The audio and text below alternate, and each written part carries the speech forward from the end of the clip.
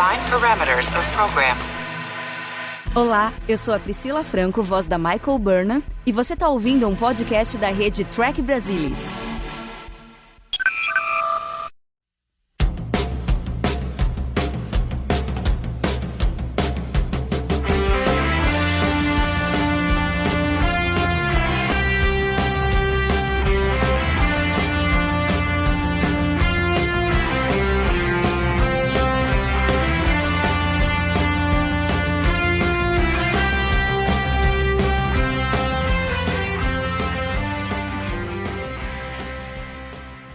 Olá, sejam bem-vindos ao Balde do Odo, o podcast da rede do Trek Brasilis para falar sobre Deep Space Nine, a melhor série de Jornada nas Estrelas. E hoje vamos falar sobre o terceiro episódio da quinta temporada, Looking for Pahmar in All the Wrong Places. E hoje estão aqui comigo, de volta ao balde finalmente. Fazia tempo que a gente não tinha o nosso querido Fernando Odo Rodrigues. Fala galera, I've been looking for Parma in all the wrong places. Você e a torcida do Flamengo.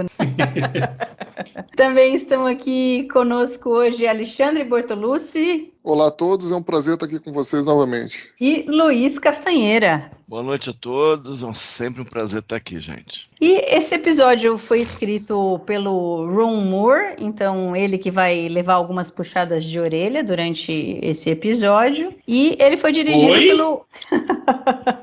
Chegaremos lá. E ele foi dirigido pelo Andrew Robinson. Foi o primeiro episódio do Andrew Robinson que ele dirigiu de Jornada nas Estrelas. É o único aqui de Deep Space Nine, mas logo depois desse, alguns meses depois, ele viria a dirigir um episódio da terceira temporada de Voyager, o Blood Fever, e depois mais um da quarta temporada, o Unforgettable. E aí fica a pergunta, Garak dirige melhor que Paul Lynch? A gente vai responder também.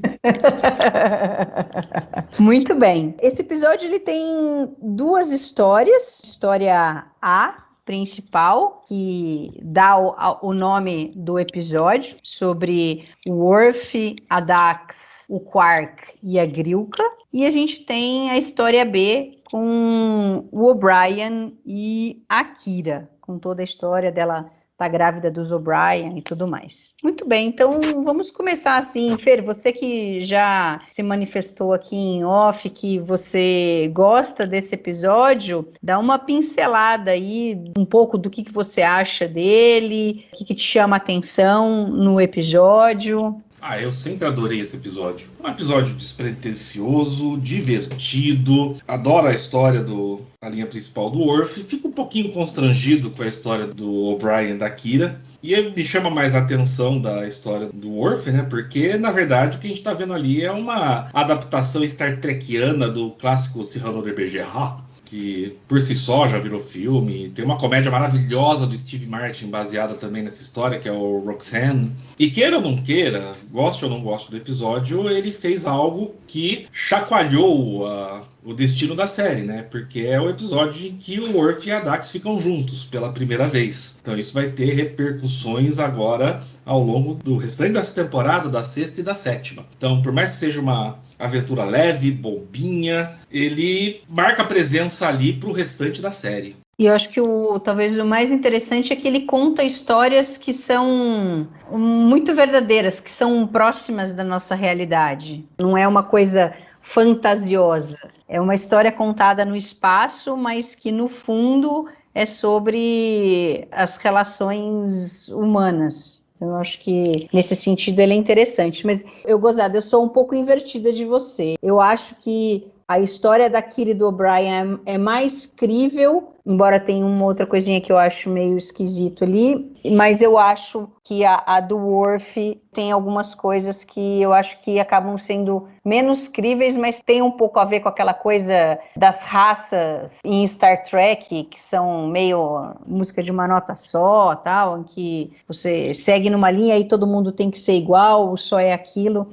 E tem algumas coisas que me incomodam. Mas depois a gente fala com mais detalhe. E você, Castanha? Dá uma pincelada aí do que você acha sobre esse episódio. Eu acho que tem coisas aí que acontecem mundandamente, diariamente, né? A história de você estar deslumbrado por alguém e por um motivo ou por outro você não ter a menor chance com aquele alguém, às vezes de maneira absoluta, ou que a pessoa já tem uma pessoa, por N motivos. E ao mesmo tempo você tem uma pessoa ali próxima a você, que está ali na tua luta diária e está mais do que interessada e tem muito valor também, tanto ou mais, e a pessoa não nota o que está acontecendo, né? Às vezes nunca nota, às vezes eventualmente nota. Essa é a mais clara, né? Aqui o título do episódio se refere, e tem a questão do Quark, que é um pouco aquele cara que é uma espécie de muita areia para o meu caminhão, diferente, cultural. Ele sente que alguma coisa ali podia ter rolado com a Grilka, além do, pô, mas será? A gente está se dando tão bem? O que foi aquilo? E ele quer mais. E pelo investimento dele, a gente supõe que não tenha sido só pelo sexo. Então, realmente, ele gosta dela. E gosta de uma maneira que a gente pode se relacionar mais.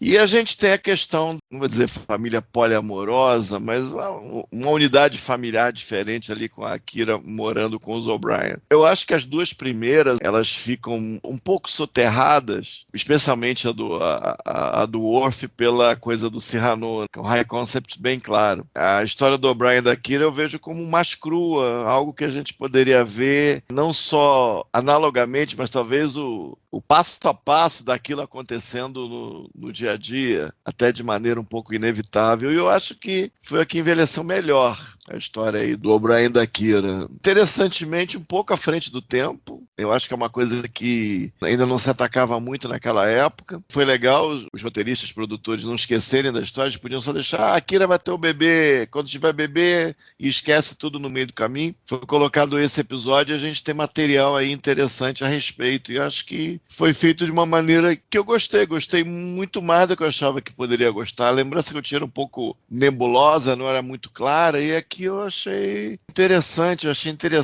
a atitude da Keiko de maneira não humorosa, não para ser necessariamente engraçada, mas eu achei interessante também. Então, acho que dos 3 pontos da vida, tem 2 aí meio mascarados pelo high concept do Cyrano e um pelo uma coisa mais crua. E eu acho que a Jadzia, ela tentava dar umas... Não sei se aproveitar o roteiro, a Terry Farrell tentava fazer alguma coisa mais num flerte, a gente conseguia ver alguma coisa antes desse episódio, mas o potencial pelo menos nós víamos. E aí foi feito e a química está lá, eu creio. Foi interessante. Você, Ale? Bom, eu tô com o Fernando. Eu concordo que esse é um episódio despretensioso, né? Voltado para comédia mesmo. Bastante espirituoso, inclusive. Acho que as situações que são colocadas neles são muito criativas, assim, tem um humor inteligente. Acho que o importante também é que esse episódio não machuca nenhum dos personagens. Acho que todas as caracterizações que a gente vê aqui nesse episódio estão dentro dos personagens. Como não? Vai 4 parar na enfermaria ali. Então, a gente vai chegar nesse ponto também. Eu tenho uma conclusão interessante sobre o relacionamento sexual ocorrido entre a Dax e o Worf. Mas a gente finalmente vê, né, o flerte da Dax com o Worf dá frutos aqui. Eu acho que, assim, desde a primeira aparição do Worf na estação, parece que já tem uma boa predisposição da Dax com ele. Você vê que quando ele, enfim, já lá no The Way of the Warrior, ele já tá lá usando o programa de luta dela, ela já dá uma... tende a ser gente boa com ele e tal, ele tá meio estressadinho ali. E a gente vai vendo, né, esse meio que flerte, assim, de fato, dá uma escalada. Eu lembro que quando a gente tava comentando sobre o episódio Apocalypse Rising, né, no podcast, eu comento que a Dax parece que dá uma flertadinha, assim, com o Worf, um jeito que ela olha pra ele ali quando eles estão na sala de reunião. Então, acho que, assim, eu acho que tem tudo a ver aqui, tá? O início do relacionamento dos dois. Eu acho que inclusive, esse relacionamento dos dois traria boas histórias para os dois. Acho que fez bem para os dois, principalmente para Dax, que, enfim, acho que para Terry Farrell, para a série em si, né, o papel dela na série, acho que os roteiristas tentaram de tudo para ela, às vezes não foram muito felizes, às vezes ela não foi muito feliz. E eu acho que ela meio que ser uma... A gente já até conversou sobre isso, né, em outros episódios. Ela ser a mulher do Worf, de certa forma, não fez mal pra ela, cara. Ela ser uma coadjuvante ali. Porque ela acaba sendo meio que um ponto de equilíbrio dele. O Worf é um cara mais passional e ela parece ser um pouco mais equilibrada na hora de tomar algumas decisões, especificamente. Na vida pessoal, nem tanto, né? Mas na vida profissional, aparentemente, ela parece ser tipo uma mentora pra ele, assim como ela é pro Sisko também. Então, acho que acaba fazendo bem, né, pros personagens, esse início de relacionamento. E eu concordo com o Castanho também, cara. Eu acho que essa parte do relacionamento ali do O'Brien com a Kira, com a Keiko, parece um prelúdio do que a gente chama hoje de trisal. Então, se fosse hoje, talvez a motivação ali do casal ali em ter chamado a Kira pudesse ter rendido outro tipo de fruto. Talvez essa questão ficasse menos... Talvez pudesse ser usado como comédia de uma forma diferente do que foi usado aqui. Mas realmente acaba envelhecendo de uma forma melhor. A gente consegue, né, na sociedade de hoje, enxergar o tipo de relação que os três têm ali como uma coisa um pouco mais natural do que a gente via na época, onde as relações eram mais... de casal mesmo, enfim, monogâmicas. Então eu acho que isso também faz bem pro episódio, né, no longo prazo, olhando ele aqui quase 30 anos depois, né, ele acabou, essa parte principalmente acabou envelhecendo bem. De forma geral eu gosto, tá, muito desse episódio. Acho que uma coisinha ou outra ali que poderia ter sido resolvido um pouquinho melhor, mas aí a gente deixa para comentar oportunamente aí durante o podcast. Bom, essa história A, na realidade, quem deu a ideia de fazer um episódio baseado no Cyrano de Bergerac foi o Michael Dorn. E aí eles colocaram o Ron Moore para escrever essa história, que ele é o grande conhecedor dos Klingons, né? Ele já tinha escrito muito para a TNG sobre os Klingons. E aí, né, eu já vou começar assim até perguntando para vocês, porque na realidade eu não assisti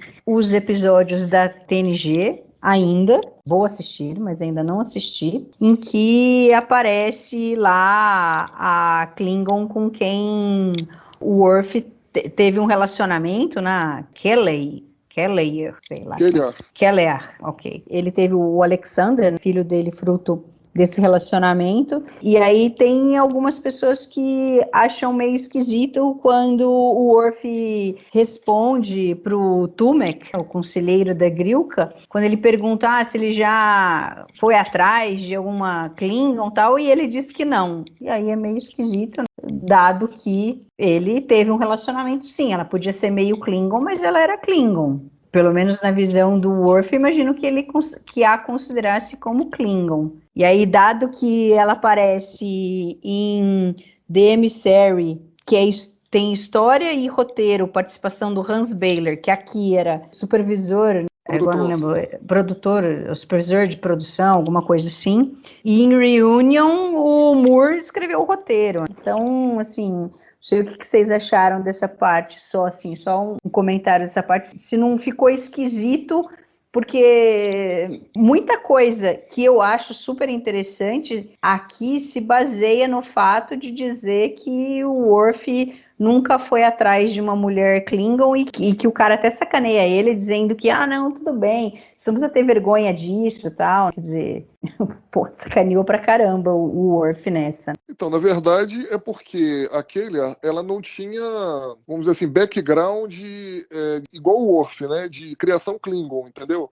Ela meio que renegava um pouco a cultura Klingon. Ela não gostava lá daqueles rituais, achava algumas bobagens. Ela até faz umas críticas lá, se eu não me engano é pra Diana, no primeiro episódio, no Emissary. Uhum. E ela meio que renega a cultura Klingon. Então, quando ele foi para se aproximar dela, ele não usou a forma tradicional de cortejo Klingon. Embora lá tenha uma cena lá, quando eles vão se relacionar sexualmente, que envolve até um certo ritual Klingon, a forma como o Worf chega nela não tem nada a ver a forma como ele, ou o Quark, eventualmente, ele ensinou o Quark a chegar na Grilka aqui. Então, realmente é diferente. E, assim, eu tô entendendo que ele não considera ela Klingon por isso e porque ela não era uma Klingon pura. Ela era meio Klingon só, entendeu? talvez a gente consiga justificar por causa disso. E eu entendo, eu concordo. Assim, você pode falar, mas ela era Klingon. Não, tudo bem, ela era meio Klingon, mas ela não tinha nenhum tipo de, vamos dizer assim, aparato cultural que pudesse justificar que, de fato, ela era Klingon, entendeu? Pelo menos na minha opinião.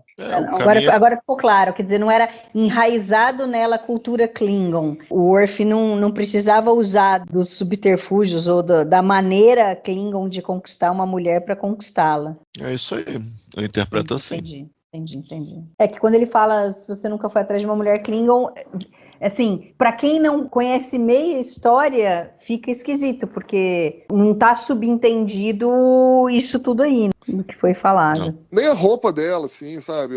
As vestes dela não tinha nada a ver com Klingon, assim, a não ser a maquiagem, a prótese que ela usa, tal, que lembra um pouco, mas mesmo assim ela é uma Klingon bem mais atenuada, assim, né? É bem light. É, Ela é bem humana. Entendi. Boa. Então, tá explicado. Então, ficou melhor isso. Não fica uma coisa esquisita parecendo que eles ignoraram algumas coisas que aconteceram anteriormente. E então, vamos começar a falar sobre essa história A, que o Worf tá ali no replimate, a Dax chega, e aí eles estão falando sobre um cantor de ópera que o Worf gosta muito, e aí eu já começa meio que daquele jeito dela sempre, né, de sacaneá-lo, falando que o cara é muito tradicional, como é que você pode gostar desse cara, já que você foi criado por humanos, você é da frota, toma suco de ameixa.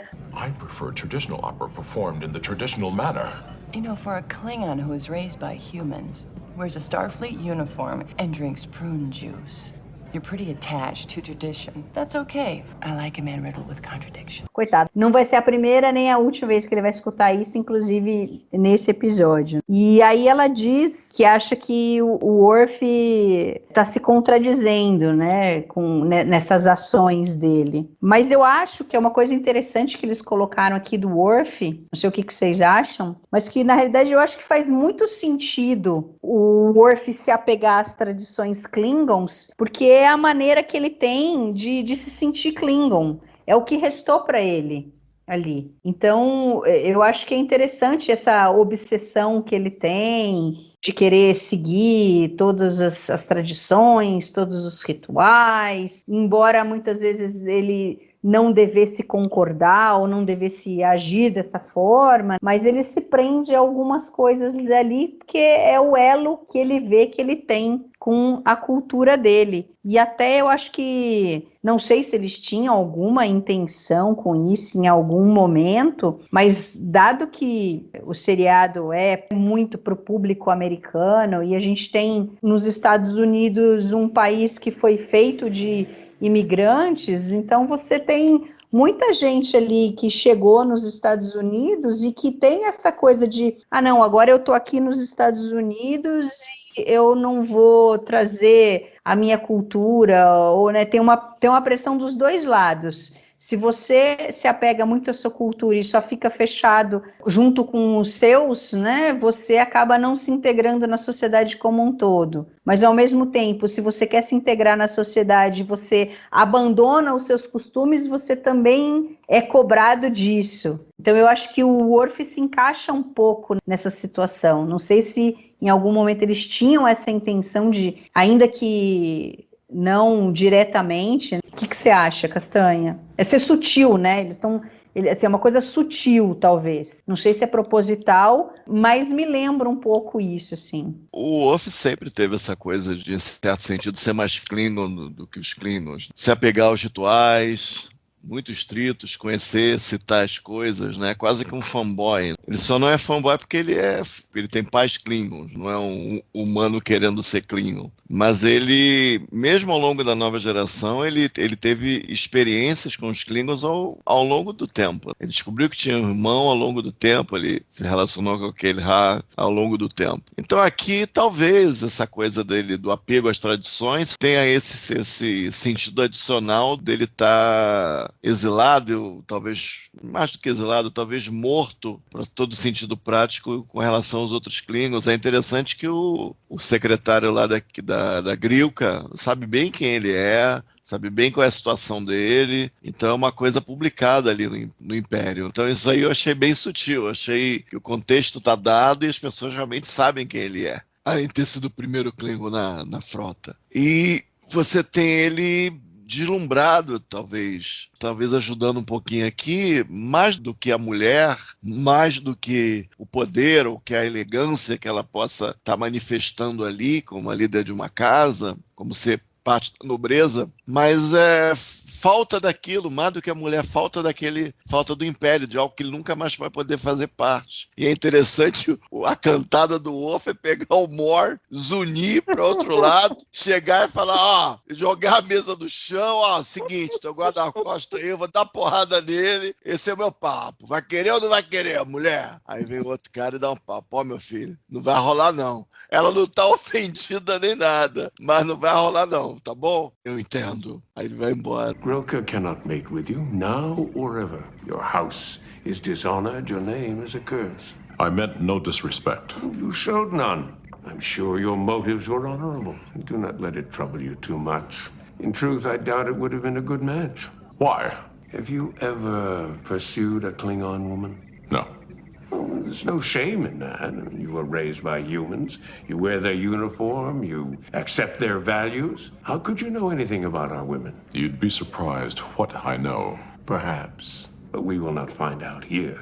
It is the wish of the Lady Grilka that you leave us now, son of Mog, and do not return. É bizarro, assim. Se você encarar a coisa cômica com uma situação real, tornada hiperreal, né? Que tem ali ela é uma empresária, o outro cara é o mentor dela, o consultor dela, o outro é o segurança, e ele não sabe o que fazer, aí cria briga, quer disputar de alguma maneira, talvez não na porrada, mas de alguma maneira, criando situações e tal. Aí você tem a versão Klingon do negócio, coisa hiperreal da situação. E você vê que ali tá claro, para esse mundo talvez eu não volte nunca mais. Então tem uma coisa triste. Mais do que ele não conseguir, dele lá, dar com a cara na faca, é realmente essa situação. Talvez eu nunca mais tenha isso. Volte ao Império, né? É bem legal. Isso aí eu consigo entender a lógica do roteiro e acho que foi bem pensado nesses termos também. Ou seja, o que ele é na série nesse momento foi bem integrado aqui. Acho que foi pensado, não é uma coisa arbitrária. Eu tô com tesão, a gostosona apareceu na estação, vou comer. Não, eu acho que tem alguma inteligência aí por trás. Não, eu achei a cena onde o Tumek descarta o Worf, eu achei forte, assim, né? Olhando pelo lado do Worf. Porque o cara literalmente humilha ele. Tipo assim, fala, cara, você não sabe nada como cortejar uma mulher Klingon, entendeu? E outra coisa, você é inadequado por causa do seu status desonroso hoje na sociedade Klingon. Então, tipo assim, cara, esquece, não vai rolar, entendeu? Some, por favor, nunca mais apareça, entendeu? E, cara, foi assim, foi humilhante a cena, cara. E super elegante, né? Para um Klingon, né?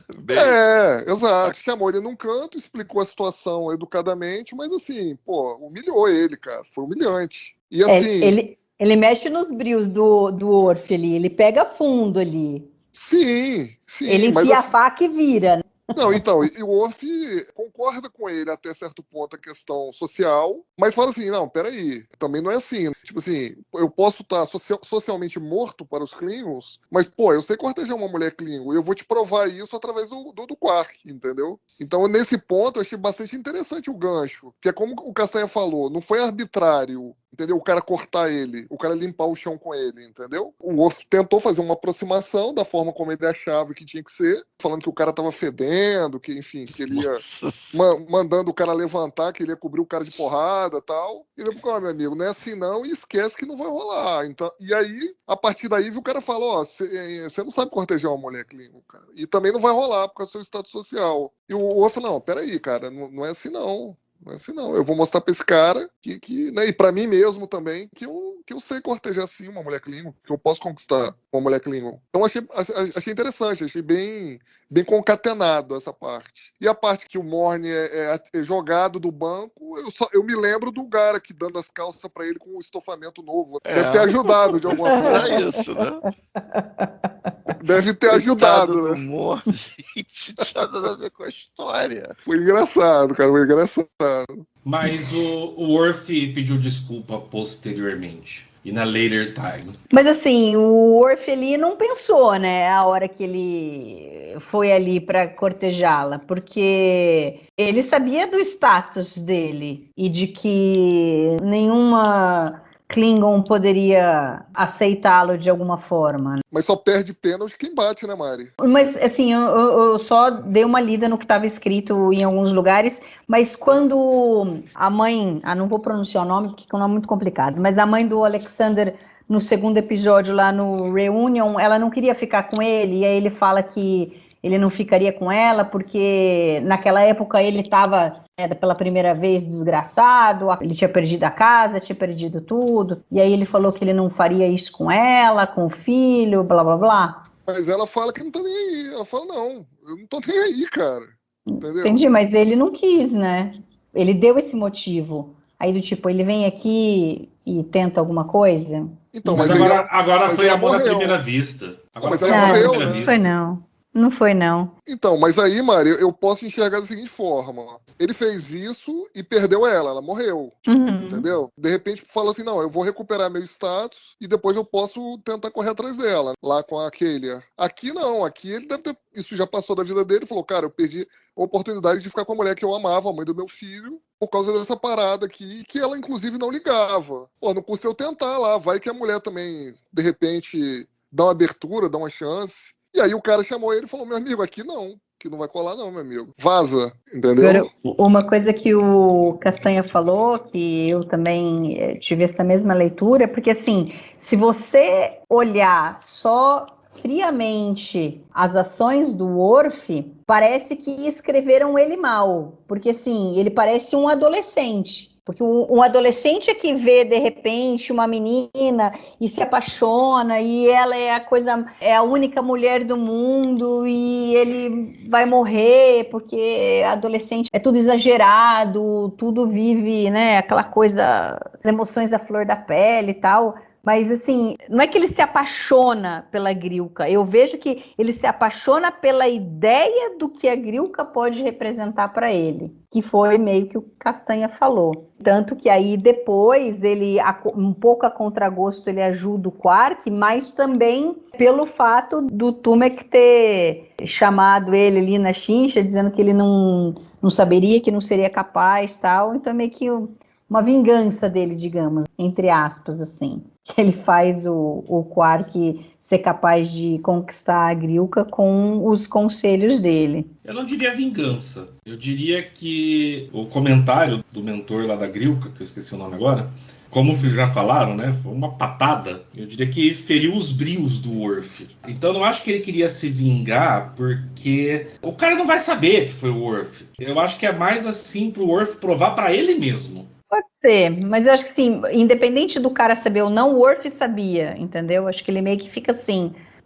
vou mostrar aqui do que eu sou capaz e vou fazer ela ficar com o Ferengue. Ele não quer que ela fique com um renegado, mas ela vai ficar com um Ferengue. Eu acho que é um pouco dos dois. Eu acho que eu concordo com o que o Fernando disse. Eu acho que ele queria provar para ele, principalmente. Entendeu? Mas ele falou assim, não, agora eu quero provar pra todo mundo. Pra mim, pro cara, pra todo mundo. Que, porra, entendeu? Eu não sou esse inapto do jeito que o cara tá pensando, não, entendeu? Eu não sou esse Juninho do jeito que esse cara tá pensando, não. Peraí, porra. Entendeu? Então acho que assim, é um pouco de tudo. Acho que realmente o cara mexeu com os brios do outro. Falou, não, agora não. Agora até o Ferengue aí, que eu tinha nojo desse cara aí, até o Quark eu vou ajudar agora, entendeu? A conquistar a mulher através dos meus ensinamentos aqui. E sobre o que você falou, Mari, tipo assim, dele parecer um adolescente, cara, só falando de homem, ou pessoa do sexo masculino, de forma geral, todo homem, independente da idade, tem um adolescente dentro dele, né? Então,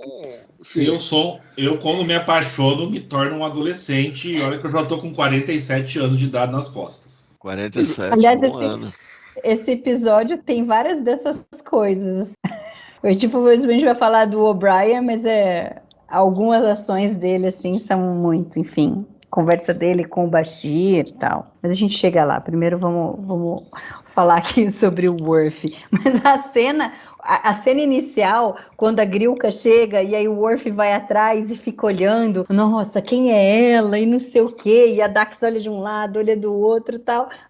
E de repente ele olha assim, aí chega o Quark, dá um abração nela, super amigável, assim, a cara do Worf, do tipo, ela é amiga de um Ferengue.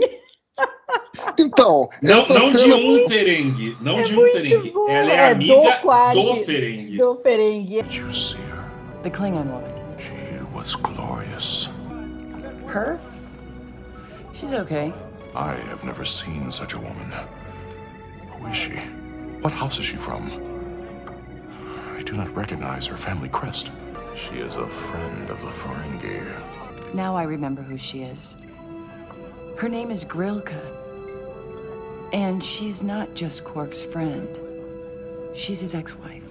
Essa cena é muito boa, muito bem feita, muito bem construída a cena. Então, essa reação do Worf, para mim, eu saber que a Grilka era a ex-esposa do Quark, para mim é análoga àquela reação do Ducat eu saber que a Kira estava grávida do bebê do chefe O'Brien, entendeu? Assim, é a mesma reação de choque para mim, do cara assim, não é possível, cara, entendeu? Devo ter entrado num universo paralelo aqui, não é possível, entendeu? O que está acontecendo, que eu tô ouvindo isso. Então, acho que a reação de choque é essa para mim. Sim.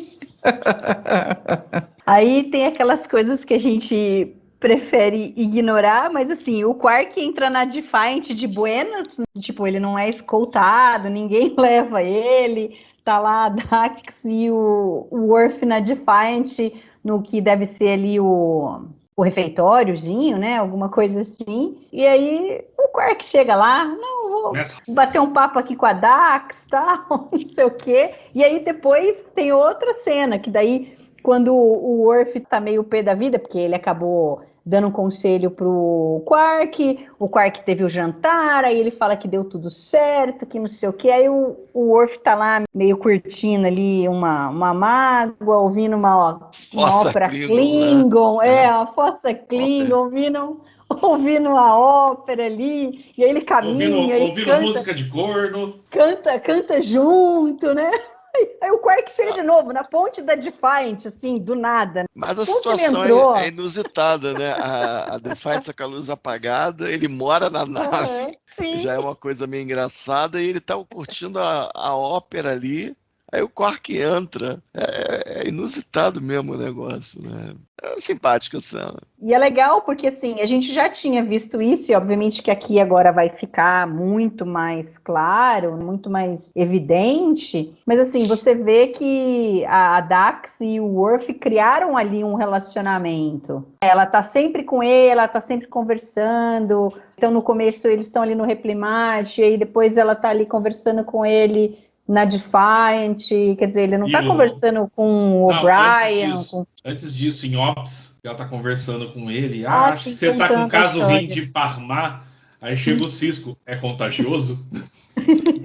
Mas até meme, né? É contagioso. E joga a bola pra Dax ainda, meu Deus. Uhum. E aí a Dax sempre se mostrando o quanto ela conhece a cultura Klingon e que reforça aquilo que eu acho que o Castanha falou logo no começo, né, que é uma coisa muito normal, mundana de acontecer, de que às vezes você não enxerga a coisa que está na frente do seu nariz, porque desde o início a Dax mostra o quanto ela conhece a cultura Klingon, embora ela não seja uma Klingon, ela tem uma apreciação e tem um conhecimento que a priori deveria chamar a atenção do Worf, e no fundo chama, mas ele não consegue enxergar ainda isso de uma outra maneira. Eu acho que o Worf olha a Dax como Curzon, mais como Curzon até esse momento. E ela, eu acho que não. Eu acho que a Dax estava muito afim de ver qual era com o Worf, assim, traduzindo, ela queria muito ter relação sexual com ele, né? Vida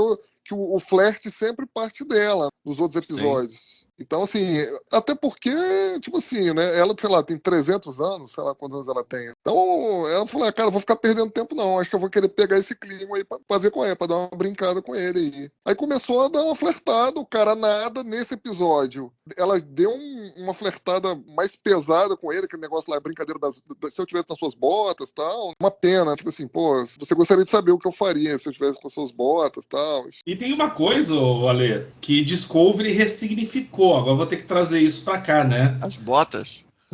Não. A genitália Klingon. Meu Deus. Estão lembrados do que é dito lá? Lembrei, Jesus Cristo. Sim. Não, aí sabendo não isso... sei. Eu não sei do que se trata. Se você puder explicar, eu agradeço. Em Discovery, na primeira temporada de Discovery, é demonstrado que os Klingons têm 2 pênis. Entendi. Ou pelo menos 2 uretras. Ou algo assim. Exato. Mas aí, com essa ressignificação, assim, vamos lá, a gente viu isso em Discovery. Quando a gente vê esse episódio de novo, será que é isso que a Dax estava procurando? Pode ser, vai saber. Mas enfim, eu acho que ela, assim, né, essa questão dela ter esse background Klingon, eu acho que é um fator a mais do interesse dela pelo Worf, entendeu? A Mari já comentou, né? Como ela conhece a cultura, ela teve contato com a cultura como Curzon, como Dax, não como Jadzia. E eu acho que a Jadzia, de alguma forma, ficou interessada pelas lembranças, eventualmente, que ela tem, né, da época que ela era o Curzon, mas ela queria vivenciar isso como já dizia, entendeu? Na minha visão, né? Acho que ela falou assim, pô, eu tô interessado, o cara é bonitão aí, boa pinta, tem 2 genitálias, que quer que seja. Pô, quero ver qual é disso aí. Quero ver qual é desse cara aí. Vou começar a dar uma flertada com esse cara. Aí ela tava sendo muito, como que eu vou dizer assim... Tava muito ampassão o negócio, né? Tava muito discreto o flerte dela. Aí nesse episódio ela começou a dar uma forçada de barra e o Worf, como tava interessado lá na Grilka, não tava percebendo. Aí ela teve que no final lá falar, meu amigo, ó, eu quero me relacionar com você aí, cara. Literalmente chamou na chincha. Literalmente, entendeu? Vamos engraçado que ela fala assim, pô, até o Quark viu uma oportunidade quando tá na frente dele, aí o Worf, bobão, responde, ele teria que ser cego pra não ver. What does she see in that parasite? Who knows? But they're on the same wavelength, and at least Quark can see an opportunity when it's standing in front of him. You'd have to be blind not to see it. Aí acho que foi a gota d'água pra ela. Ela, porra, meu! Revirou os olhos, né? Tem que ser cego pra não ver, né, meu filho? Aí ela... Pô, tá bom, meu filho. Você não tá vendo? Eu vou te explicar como é que é, então. Vamos sair na porrada aqui que o negócio vai esquentar, entendeu? Aí no fim ela tem que deixar bem claro que ela tá interessada. E tem muito a ver com aquela coisa que a gente fala do espírito livre, que a Jadzia tem, de querer curtir a vida. Ela não tá muito ligada no que os outros estão pensando. Várias conversas dela com a Kira, que a Kira fala, pô, como é que você pode gostar do cara lá, dá pra ver o cérebro dele, é tudo transparente. E ela, não, tudo bem. Aí ela fala do Morne, né, que tem uns pelinhos na testa, na cabeça, sei lá o quê. Então ela não tem preconceito, né, ela gosta ela quer ter experiências, né. Ô Mari, mas eu também acho muito interessante no episódio que poderia ter sido um quarteto romântico aí, né? Um quarteto amoroso. Mas, em nenhum momento durante o episódio, a Dax demonstra estar com ciúme dos sentimentos do Worf pela Greika. É interessante isso. A maturidade emocional da Dax, afinal, ela tem um simbionte lá de 300 anos. Enquanto, como você falou, o Worf parece um adolescente, ela é uma pessoa madura que, ok, você não tá de olho em mim, você tá aí, vou te ajudar o Ferengue, mas se eu tiver uma chance, eu vou esfregar na sua cara. Meu, olha pra cá. Vamos lá, vamos embora? Eu não lembro agora em que cena especificamente, mas eu acho que ela demonstra, assim, pela cara dela, que ela ficou incomodada do tanto que o Worf, de repente, fica interessado na Grilka. Ela talvez não consiga entender o porquê, mas, assim, ela não age como uma pessoa com ciúmes. Aí vem os 300 anos de experiência e tal, entendeu? Mas eu acho que ela ficou com ciúmes, sim. Não, ela fala que tipo assim, pô, você tá colocando essa mulher num pedestal, depois você vai fazer o quê? Ficar limpando ela? Por que você não procura alguém mais divertido, que seja mais acessível, que você consiga fazer as suas coisas, se relacionar melhor? Aí o Worf fala pra ela, não, cara, você não entende meu ponto. Aí ela fala, não entendo. Eu falo, você não tá no meu lugar. Aí ela fala, não, é uma pena que eu não tô no seu lugar, porque você não sabe o que eu faria se eu tivesse com botas tamanho 18, entendeu? Que é essa parte que ela meio que dá um mole maior, né? Que eu acho que ela fica um pouco mais incomodada da forma como o Worf tá endeusando a Grilka. Mas aí, enfim, o Worf não pegou, estava muito envolvido lá com os pensamentos com a Grilka, não pegou entre aspas, a dada de mole da Dax para ele. Agora, da parte assim do Quark, né, indo atrás da Grilka e tal, é interessante porque assim, The House of Quark a gente falou super bem do episódio, um episódio interessante, algo que poderia ter dado muito errado, você misturar ali a cultura Klingon com a cultura Ferengi. E agora aqui é legal porque a gente vê frutos do fato do episódio ter sido bom e interessante, porque daí não fica uma coisa esquisita essa relação dos dois, né? É legal que eles começam ali voltando àquela coisa de que o Quark é muito bom na parte financeira e que ele pode ajudar a Grilka com isso, e aparentemente, embora ela não tenha dito, me parece que ela foi lá por conta disso, porque ela sabia que de repente o Quark poderia ajudá-la de alguma forma, mas sem querer pedir. Na verdade, eu acho que ela até gostaria de pedir. O problema era o guarda-costas chato dela, entendeu? Sim, e o Quark sacou isso e entrou no jogo. Então eles têm uma conversa ali velada, mas para mim tá claro, ela foi lá por este motivo. Sim, com certeza. Mas assim, ela não podia revelar isso, talvez, que fica...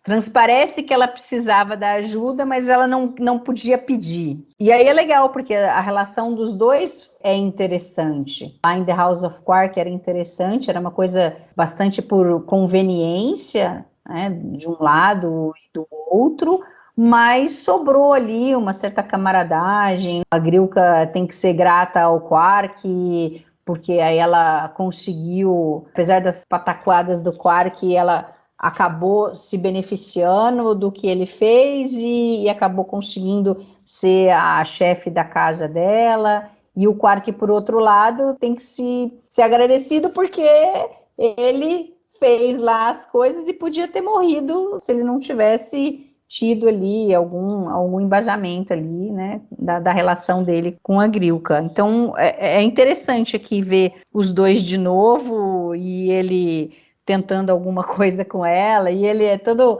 galanteador, né? Quando ele começa a falar algumas coisas, tem algumas coisas que o Worf falou para ele, mas muitas outras, no fim, é ele quem fala. Lá a hora que ele tem que inventar lá o poema que ele tenta... Eu exijo o direito de proclamação! Os dois se olham, né? Que é isso, proclamação? Rápido, né? Não, então. E ele pensa rápido e tal, e aí ele fala, começa a falar lá, não lembro de cabeça agora as palavras do poema, mas ele fala umas coisas meio esdrúxula, mas aí ele emenda em uma coisa bonita, que ele faz um baita de um elogio para ela e tal. Meu Deus. Eu só acho um pouco forçado, assim, essa coisa... Você tem que agir de uma forma como é esperada para que você seja aceito como um candidato para poder cortejar a Lady Grilka ou a Lady XYZ. Isso me incomoda um pouco, assim, na maneira como eles escrevem as raças, assim. Mas é exatamente o mesmo motivo pelo qual o Worf não pode cortejar. É a mesma coisa. Sim, mas são todas essas coisas que se criam que, é do tipo, ela, sabe, fica parecendo que não tem surpresa. Não tem, assim, você, de repente, gostar da pessoa, a pessoa te surpreender. Não, parece que você não quer surpresa na realidade. A pessoa tem que agir daquela forma, tem que falar aquelas coisas, tem que perguntar da minha família, tem que levar o tal prato, e aí no fim as tradições são mais importantes, me parece, do que o sentimento. Parece uma coisa antiga, assim, não sei. Mas acontece ainda hoje, Mari. Na Índia, por exemplo. Entendeu? Então tem coisas assim que é a regra, a tradição e que você impõe. Tem lugares do mundo em que ainda funciona assim. Assim, eu não acho que seja forçado. Eu acho que é forçado no sentido que a gente está olhando o futuro, raças avançadas que teoricamente se desenvolveram tecnologicamente e intelectualmente e que ainda seguem esses preceitos, entendeu? Mas o grande problema da gente pensar em raça alienígena é que a gente sempre coloca na raça alienígena a expectativa nossa, que somos humanos. Sim. Fica difícil a gente entender, ok, eu acho isso estranho, mas é um alienígena, ele vai ser diferente. E tem uma questão cultural, né, também. A gente pode estar querendo, de alguma forma, relacionar alguns rituais que a gente acha estranho, mas se a gente for pensar bem, sei lá, se eu for comparar, o Fernando já deu um exemplo aí, na Índia, por exemplo, mas se você for em Bornéu e ver como que as pessoas se relacionam lá, não é igual o mundo ocidental se relaciona. Então eles têm os rituais dele lá, entendeu? Deles lá, e a gente tem os nossos aqui, entendeu? Aqui passa como gentileza, sei lá, abrir a porta do carro pra mulher, né? Eventualmente pagar o jantar, que isso virou um tabu ultimamente, mas a gente tem alguns códigos, né? Alguns rituais nossos. E os gringos têm os deles lá. Pode parecer estranho, mas se você for pensar bem, as coisas não são tão diferentes. Depende, obviamente, da perspectiva de quem está olhando. Então eu concordo com o Fernando, cara. Eu acho que assim, da mesma forma que encaixou para o Worf não poder chegar nela, as razões são são culturais. E aí o Worf falou, bom, já que eu não posso, eu vou ensinar o Quark a fazer. E aí o Quark fez tudo certinho e ele viu que o negócio deu certo, né? Assim, realmente ela ficou bastante impressionada com tudo que eu fiz. Eu peguei a comida lá e limpei a mesa com a comida e tal. Aí o Worf fica todo animadão, né? Eu falei, tá vendo? O cara falou lá que eu não sabia fazer a parada, mas eu sei. Então, achei até interessante desse ponto de vista, assim, entendeu? Eles fazerem dessa forma. Eu vejo pouco, é curioso, né? Eu vejo pouco alienígena, eu vejo mais coisas aqui nossas, terrenas, projetadas aí para os Klingons e para as outras raças. Eu vejo Star Trek não é muito boa, talvez não seja nem a proposta de tentar capturar alguma coisa não humana realmente. Às vezes, não, a proposta os exemplos são raros, eu acho. A proposta de Star Trek sempre foi olhar para o futuro e usar como espelho para discutir a condição humana do nosso tempo atual, né? Então, assim, não houve intenção realmente vamos fazer alguém completamente diferente. A intenção vamos fazer alguém no qual a gente possa espelhar alguma coisa que a gente queira discutir sobre a nossa sociedade atual. Os Ferengues são um exemplo disso, né? Os Ferengues foram criados, tudo bem que no começo eles eram retardados, mas como uma alegoria para o capitalismo e não para ser um alienígena completamente diferente. Se você pensar... Recentemente eu vi aquela série Shogun. Tem certas tradições ali, da forma como as pessoas se conduzem em sociedade, que parecem coisas alienígenas, mas são fatos, são práticas bem estabelecidas, com referência histórica firme, coisas que de fato aconteciam daquele jeito, parecem coisas quase que alienígenas. Eu, particularmente, aqui, a gente, de novo, se a gente pensa na coisa ocidental, eles colocam uma coisa hiperreal baseada na cultura japonesa, talvez, ou alguma cultura milenar assim, e fazem o casal que se derrotou um exército e transou a noite inteira depois. E aquela coisa hiperreal que é bem afeita aos Klingons. Né? Você tem essa coisa aqui. Por isso que às vezes eu acho um pouco cansativo, porque a gente tem essa história toda do Klingon e às vezes a gente acha que é um pouco repetitivo também. A temática volta nisso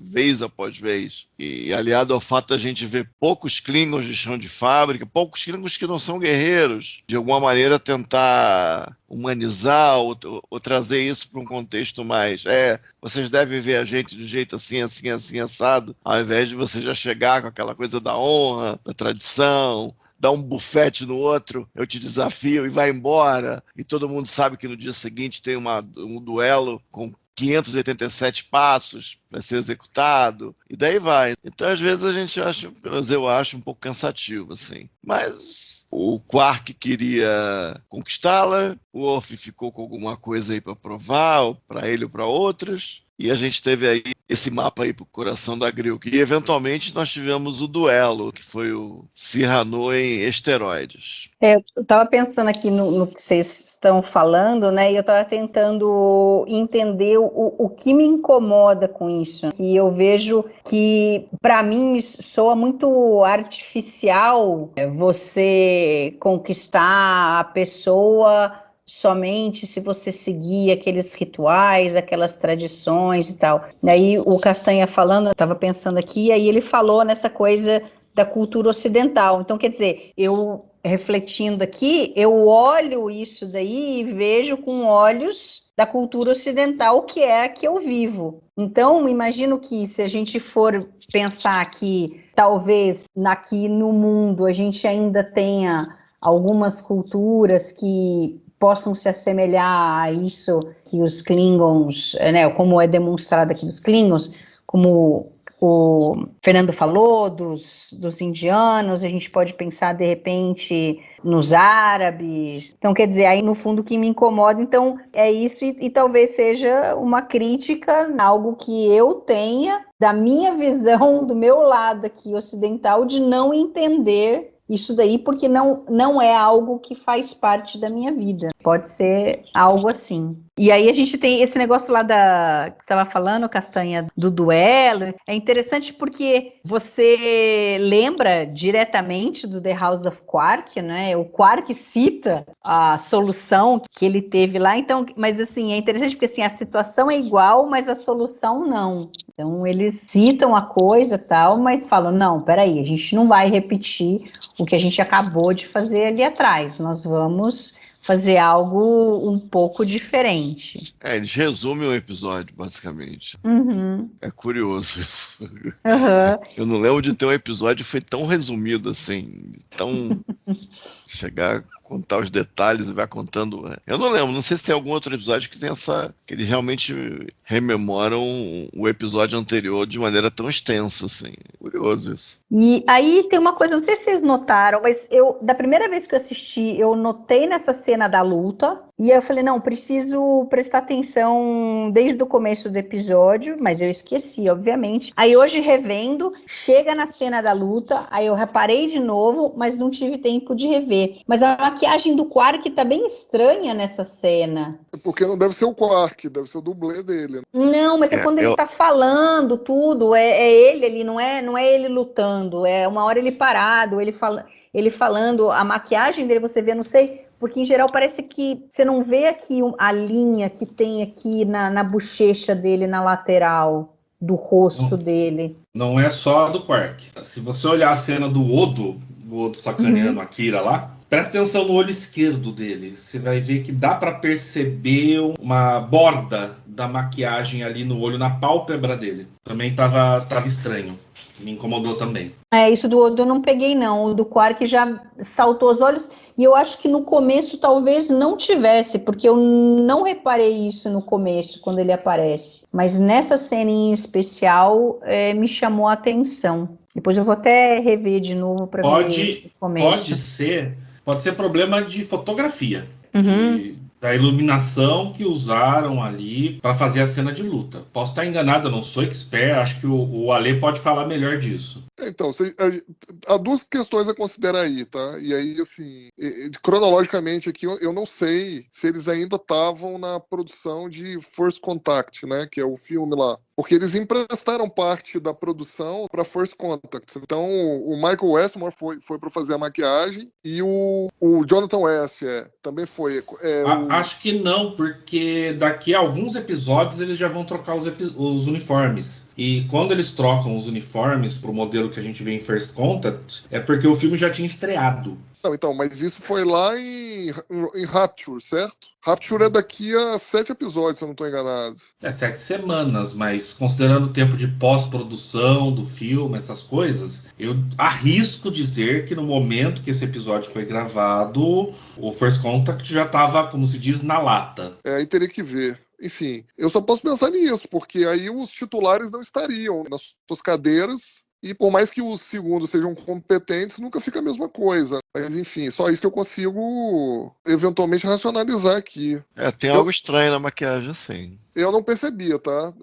Nenhuma dessas duas cenas aí. A que o Fernando comentou, não percebi. E a do Quark também não. Não percebi nada. O Oda, ele falando, tem algo um pouco estranho ali. Pode ser uma sombra, eu não tenho certeza absoluta. Mas do Quark tem algo muito esquisito. Teria que botar uma do lado da outra e comparar.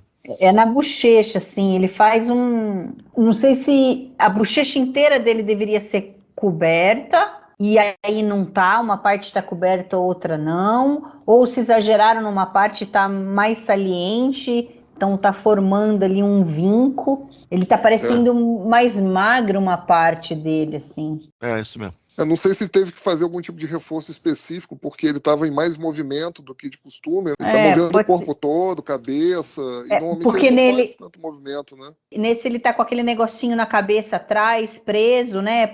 Que seria para esconder ou aquele aparato tal, e não sei se eles trocaram a cabeça inteira que coloca por conta disso daí. Ele pode estar partilhando a cabeça, né? com um dublê. Meio complicado, porque ele disse, aí na trivia, ele disse que ele fez bastante coisa. Muitas das cenas, se ele não tivesse dito isso, eu podia dizer que eles estão, como é que fala? Partilhando a cabeça, ele está partilhando a cabeça com um dublê. Tem momentos que ele está lutando, tem algumas inflexões com a boca que não parece um Armin Shimmer, parece o dublê. Também dá uma certa estranheza, mas que tem algo estranho na maquiagem, tem. Parte esquerda, que seria uma bochecha esquerda, tem algo ali que, não sei. Assim, isso aí chamou atenção negativamente, né? Ele falou que fez muitas cenas de dublê, mas assim, você consegue perceber que tem muitos dublês ali, dos três, inclusive. Dele, sim, da Dax e do Worf. Inclusive tem até o nome do cara, que é o dublê dele, né? O nome do cara é George Colucci, o dublê dele nesse episódio. Então, assim, dá pra perceber, né? Dá. Isso eu não tô discutindo.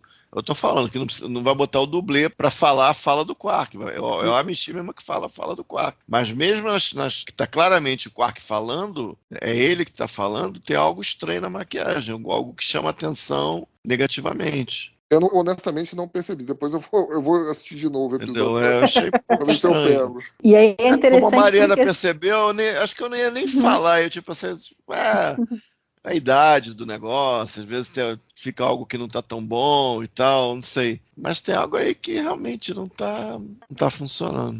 Aí tem uma coisa interessante que o Ron Moore fala, que ele propositalmente não quis explicar como funciona lá o tal dispositivo de controle virtual que a Dax criou, e eu achei que foi ótimo, né? Porque quando você despenca a tentar falar as coisas, terrível, explicar a tecnobaboseira por trás do negócio é muito ruim, então é melhor assumir que eles teriam a capacidade de fazer isso e tal, então acho que foi bem acertado isso daí, né? Eu acho que mais ou menos. Eu acho que mais ou menos. Eu acho que assim, o Ron Moore, de vez em quando, ele mete uma dessa.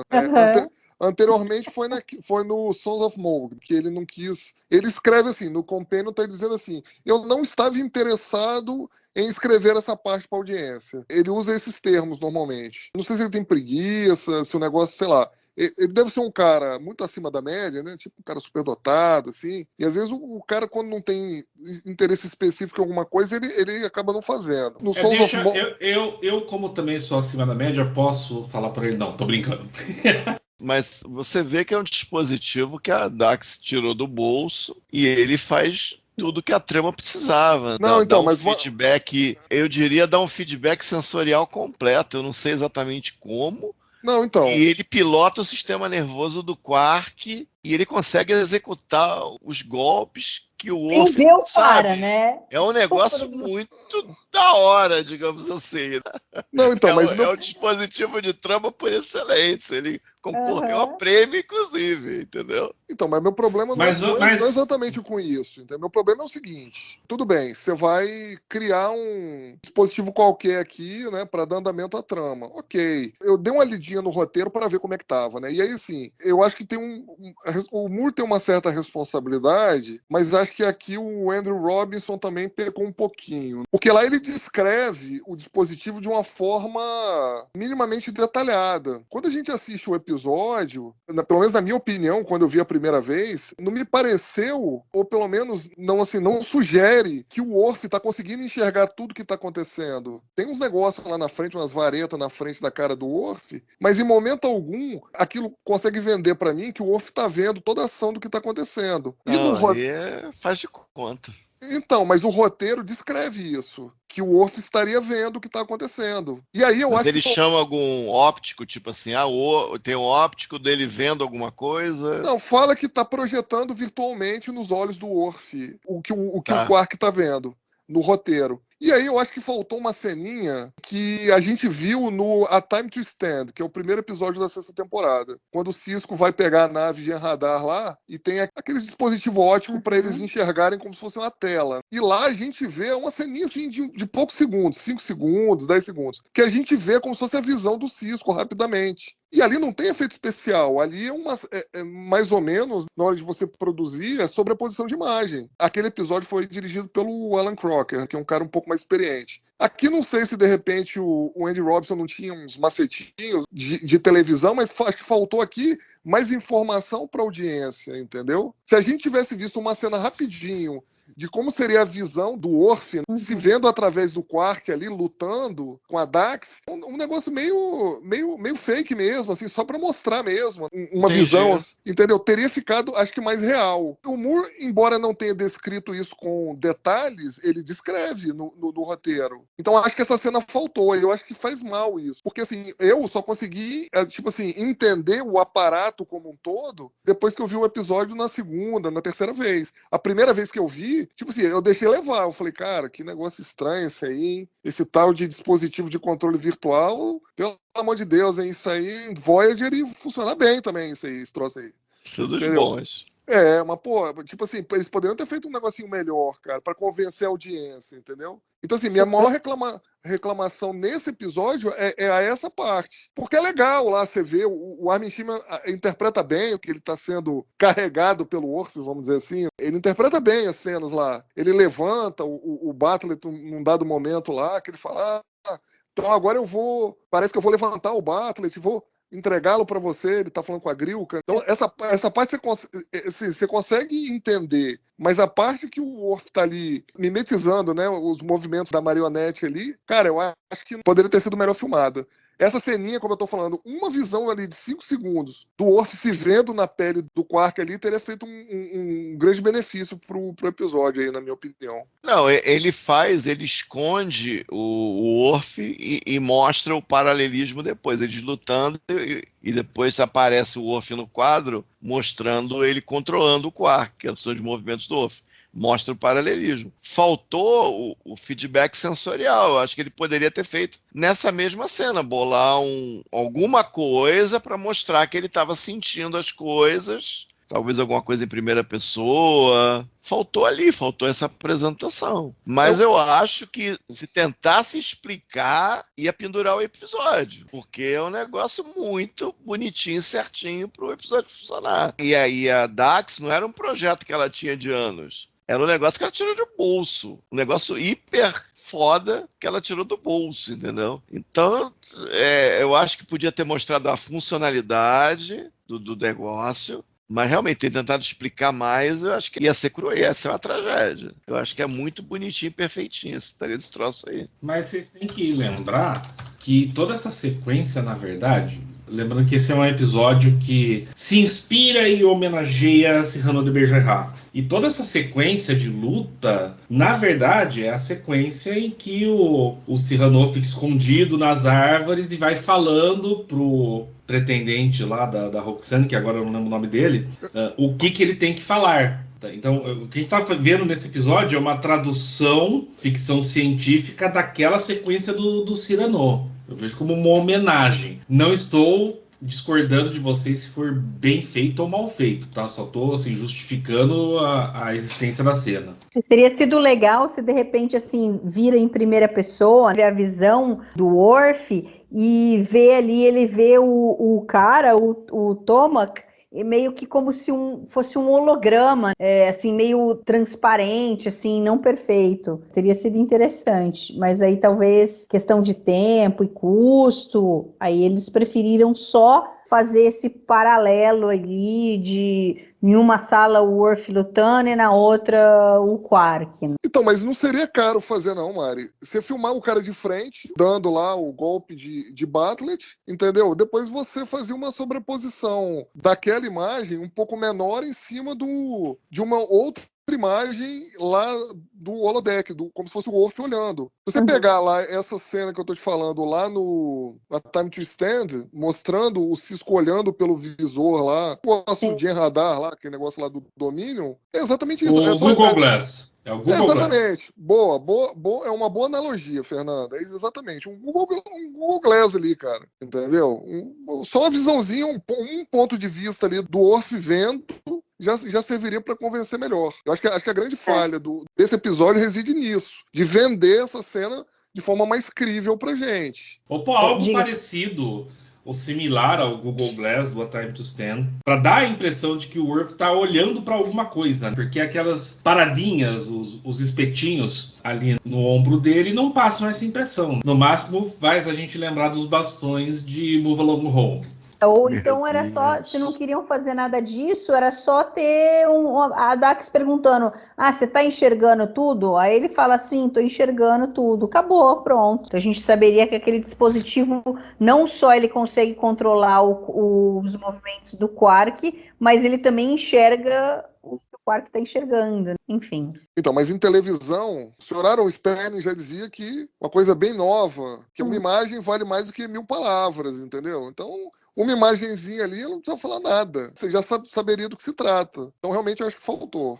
Porque ele fez uma parte, faltou a outra parte, cara. Ele recebeu a informação. Ele teve o cuidado de mostrar o controle. Ele tá realmente os movimentos iguaizinhos. Foi bem, até essa parte eu achei que até foi bem feito, mas faltou a coisa do feedback. Essa cena que o Fernando comentou, que é uma transposição lá do Cyrano de Bergerac, ele também comentou lá do filme Roxane, né, de 1987, lá com o Steve Martin. Realmente o filme é muito bom, inclusive foi indicado ao Globo de Ouro lá em 88, categoria de melhor comédia musical lá. O Moore, ele pensou em fazer como se fosse um fonezinho, né, como se fosse o Worf dando as instruções pro Quark, e o Quark com uma espécie de fone no ouvido, ou alguma coisa do tipo. Mas ele falou, não tem uma versão que é com fone? Não, a versão com fone essa exatamente, Roxane, exatamente. Já é que ele tá passando lá as informações lá pro ator lá, o Rick Rosovich lá, que era o parceiro do Val Kilmer em Top Gun, que é o cara que faz o bombeiro lá no Roxane, entendeu? Faltou o narigão também nesse episódio, né? Mas o narigão é a pica de duas uretras lá que você falou lá, entendeu? Que é isso, velho? Ai. E o podcast virou 18 mais. Suas orelhas de Ferengue, mas aí o cara veio com essa, tá tudo certo. Felizmente, nesse episódio não teve orelha Ferengue, não teve uma. Ainda bem. Como assim orelha Ferengue? Pra ficar no lugar do narigão. Tá. Aí a gente tem o finalzinho ali. Primeiro a gente tem a terceira aparição do Bashir. Coitado. Primeiro ele chega lá, ele já tá incomodado em não querer imaginar o que pode ter rolado entre o Quark e a Grilka. E aí acho que o pior pesadelo dele ali entra Dax com o Worf na mesma situação. Aí ele falando é muito engraçado, assim. Não vou mais perguntar nada não, né? Primeiro, não preciso dessa imagem. Na realidade, vou parar de perguntar o que aconteceu. As pessoas podem vir, eu trato elas e elas vão embora. What happened to you two? Well, if you must know... No. I don't need that image either. In fact, I'm going to stop asking that question altogether. People can come in, I will treat them, and that's all. E aí é bonitinho, assim, a cena da Dax com o Worf, né? Que aí eles conversam. O que a gente vai fazer agora? Aí ele assim, você sabe, né, que o que você fez significa que a gente tem que casar agora, tal. E aí a Dax já dá um somebody love nele. Não, mas a gente não precisa seguir a tradição, você não é tão tradicional assim, no final das contas. Vamos levar um dia de cada vez. E aí meio que eles ficam assim, e o coitado do Worf, que não é um cara que gosta muito das coisas fora do lugar, ele quer saber exatamente o que vai acontecer, como que as coisas têm que ser, que tem que seguir ali, o que ele tá esperando, e aí de repente ele se vê com a Jadzia, que é o oposto disso. Ela não tá muito preocupada com isso, em seguir tradições, vamos aproveitar aqui o momento, e aí depois a gente vê como que isso fica. Então é interessante que vai ter que ter um equilíbrio ali entre eles, da relação deles. Equilíbrio esse que não houve ali, pelo menos deu a entender que a Dax judiou mais do Worf do que ele dela. Que ele entra mancando na enfermaria, depois ele tem dificuldade para sentar, e aí a Dax diz que ele não é um homem muito tradicional, cara. A minha leitura é que ela exagerou no fio terra ali, né? Entendeu? Meu Deus, gente! Coitado na do minha homem. inocência, eu só ia comentar sobre os arranhões na cara dele. Mas o cara entra mancando na enfermaria, aí tem dificuldade pra sentar, e a Dax diz que ele não é um homem muito tradicional. Porra, cara, só dá pra suspeitar isso, cara, que ela exagerou no fio terra dele, cara, uai. Pode ser problema de hemorroida. Pois é, então.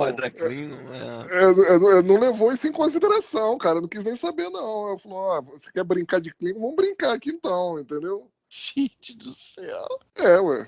Tá bom. Mamãe Mari, muda o assunto aí.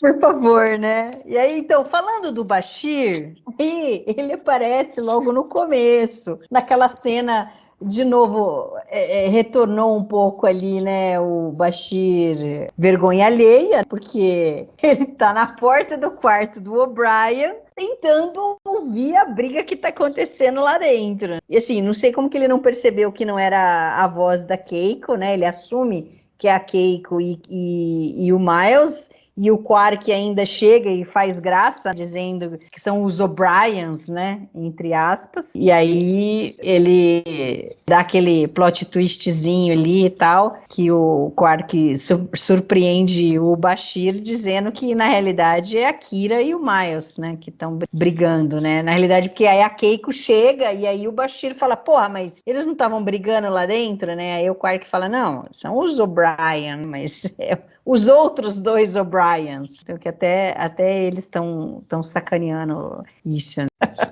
Meio vergonha alheia do Bashir, que ele fica querendo ouvir o que eles estão brigando ali, enfim. Mas aí depois tem a outra ceninha na enfermaria do Bashir com o O'Brien, que daí é conversa de homem total, vocês podem confirmar isso para mim, por favor, que o O'Brien deixa escapar. Eu não vou confirmar nada, bem. Deixa escapar, não sei se inocentemente ou inconscientemente ele queria divulgar a informação, que ele simplesmente ajuda a Kira a sair da banheira. Aí o Bashir fala, você olhou, no meio de toda aquela coisa, o O'Brien tentando dar desculpa, não, mas é porque eu tô ajudando ela, não, porque ela precisa de ajuda, porque é o meu filho, tá, não sei o que, blá, blá, e aí no final o Bashir fala, aposto que você olhou. Oh, by the way, I almost forgot. She has a rash on the back of her thighs. Do you have a salve or something? How long has she had it? Well, I noticed it yesterday when I was helping her out of the bathtub, so she's had it at least a day. Helping her out of the tub? She's living in my house. She's having my baby. So, did you look? What? Oh, please. I was holding a towel up in front of her. How does Keiko feel about you helping Kira out of the tub? Keiko feels fine about it. You see, we are adults. You know, we developed a close, mature relationship. I'm sure that Keiko and Kira have. You? What about me? I bet you looked. Ele olhou. Nossa senhora, é conversa de homem total, enfim. Ele olhou. E aí, o Castanha e Ale, vocês acham que ele olhou? Certeza absoluta. Sim, ele olhou. Tinha uma pergunta sobre essa cena. Tem algum episódio que aparece a tal banheira? NDS9? Não, eu lembro da banheira da Intendente, né? Então, só no universo do espelho, né? No universo do espelho. No aí quarto aparece. comum a gente nunca viu banheira. Não. É uma pergunta bem específica, Luiz. Você tá querendo visualizar a Kira saindo do banheiro, é isso? Não, é curioso. Cadê essa banheira? Eles puseram lá especialmente pra Kira? Será? Não sei. Porque eles têm como que chama? O chuveiro sônico, né? Que na realidade não tem água. Então... Não que já não tenha aparecido. Se bem que foi num filme. Chuveiro Nunca aparece. Foi... Não, apareceu Um Enterprise. Na Enterprise. Aparece o Archer tomando banho, e aí depois eu não lembro o que acontece lá, tal que dá um problema na gravidade lá, e aí aparece tudo no na banheira, subindo Enterprise faz e tal. sentido, tá. Mas é no chuveiro, não é banheira, é no chuveiro. Eu lembro que de Enterprise banheira... gostava de colocar todo mundo sem blusa, os homens sem blusa. Como é que era o negócio, Alexandre? Lembra pra mim aí? Era o gel, não sei o quê. Gel. É o KY, né? O grupo de descida e todo mundo passando gel. Em Enterprise, o pessoal passando gel. Em Deep Space Nine, o Miles massageando as pernas da Kira e certamente olhando por debaixo da saia, porque do jeito que ela tava, dava pra ver tudo. Gente, esse Miles, hein? O O'Brien quebrou a resistência da Kira ali durante aquela massagem. Ele tem os dedos poderosos. Rapaz, é uma excelente estratégia de conquista esse negócio de massagem, viu? E a Kira deu mole pra ele quase que de forma inconsciente ali. Tava fluindo, né? Tava. Na hora ali, ela deu mole. O Chaka não faz massagem. Faz, né? Mas não tava lá na hora. Porque ela fala que ele faz. O Chaka também faz, que ele faz massagem, que daí... ele pediu para ela fazer não sei o que ele pede para ela, e ela fala, depois ele fazer a massagem, levar no meu restaurante favorito e não sei o que, eu teria dito qualquer coisa. Foi em Discretion, não foi? Agora eu não lembro que episódio que foi. Foi em Discretion lá, eu acho que ela ia acompanhar a dia do Cardassiano, alguma coisa assim. Não, mas... é que ele pediu pra ela, isso. Eles ficam juntos depois, Return to Grace, então. É Return to Grace. Isso, que ele pede pra ela ir lá na conferência e tal, com os Cardassianos, e que daí no fim é o Ducati que vai levá-la. Return to Grace, isso. Depois do Crossfire. Então, mas o caminho para o coração de uma mulher passa pela massagem, viu, Castanha? Depois o Odo fez massagem também, lembra? No final. O Odo faz massagem na Kira. Faz. É o outro Odo, mas aquele é outro nível de massagem ali também, né? Ali até mas ele é o shapeshifter, né? Pô.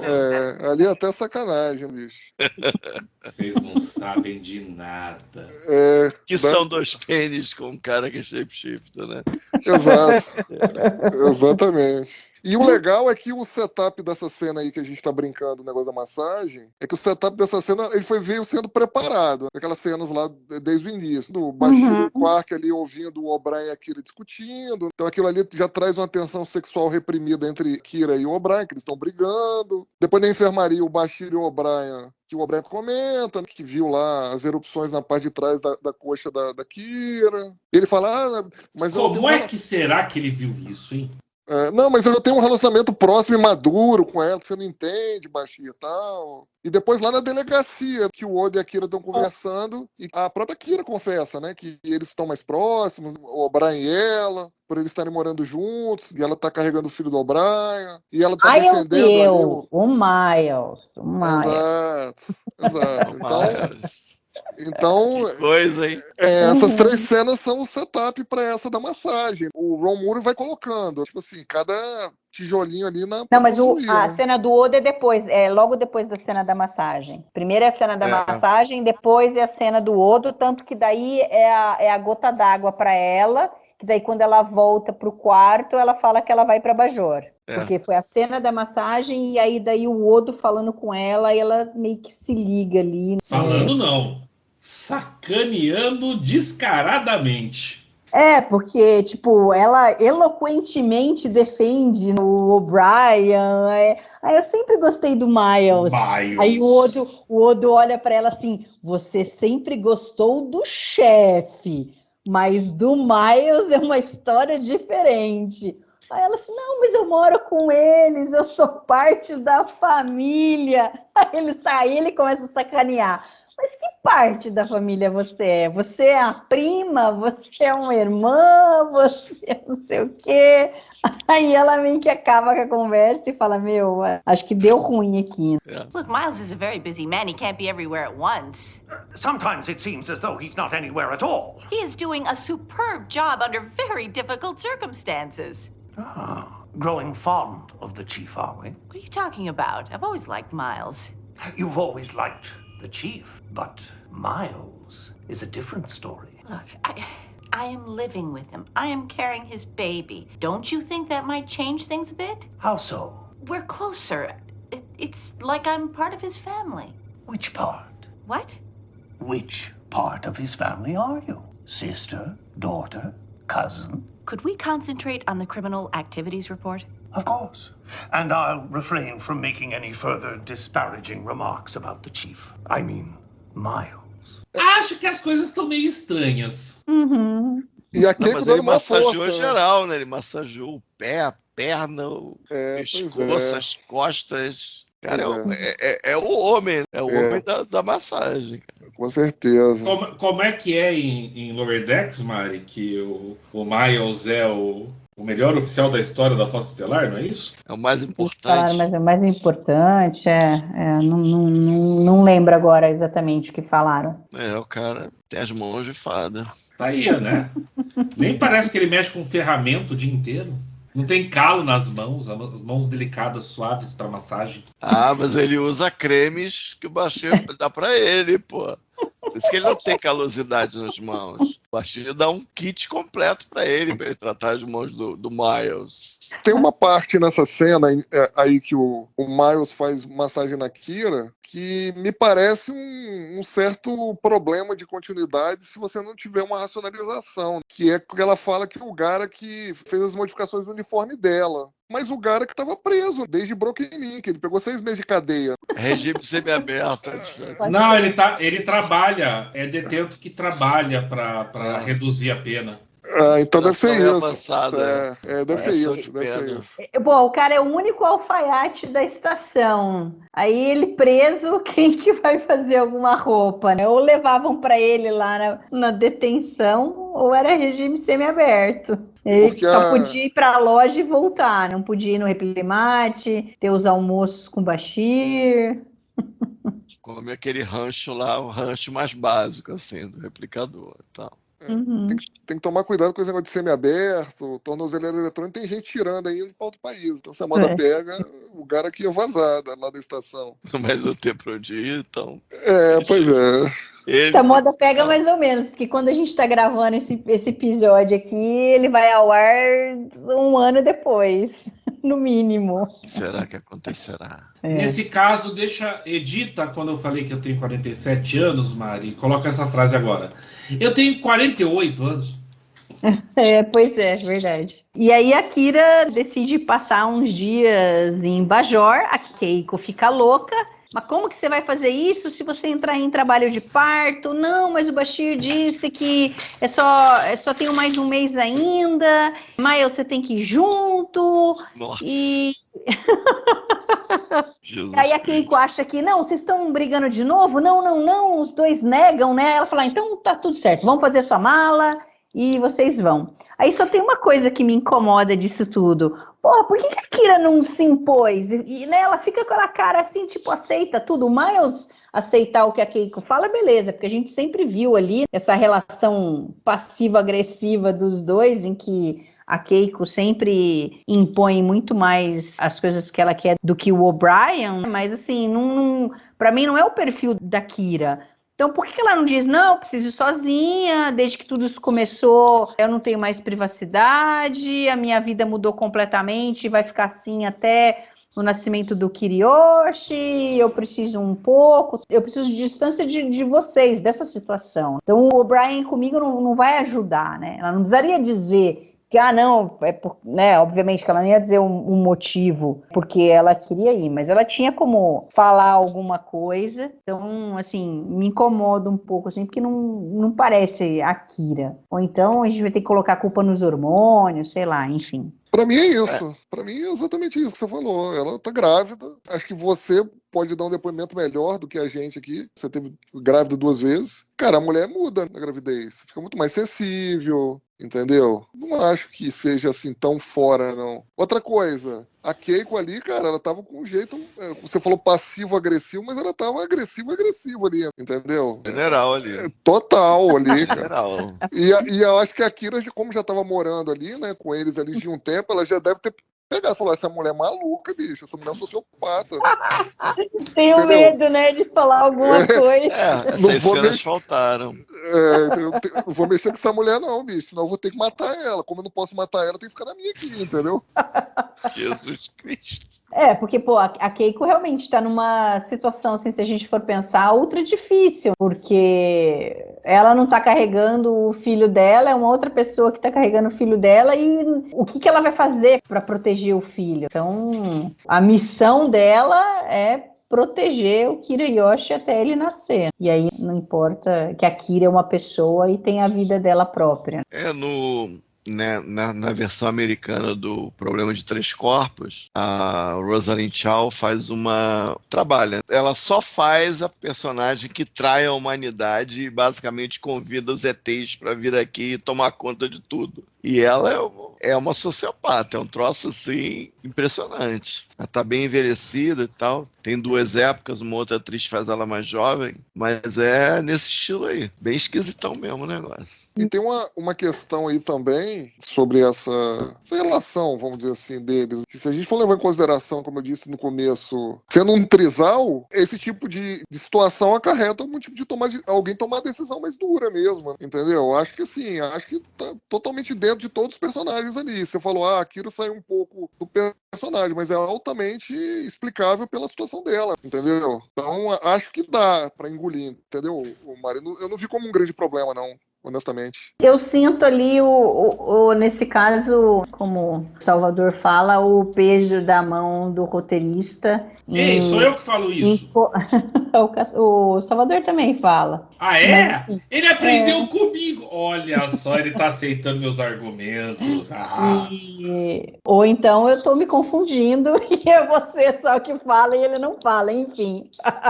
Mas assim, eu vejo assim, tipo, vamos colocar aqui que a Kira vai aceitar, porque depois a gente ainda precisa fazer a cena do runabout. Então, nesse sentido, assim, eu acho que há uma forçação ali no roteiro para criar a situação, eu acho. Porque poderia ter sido resolvida de outra forma. Porque eu acho que, você pode ficar mais sensível quando você está grávida, mas assim... Ao mesmo tempo, você tem os seus limites e você não deixa barato, não. Você se impõe, sim, e fala, não, isso me incomoda, isso eu não quero.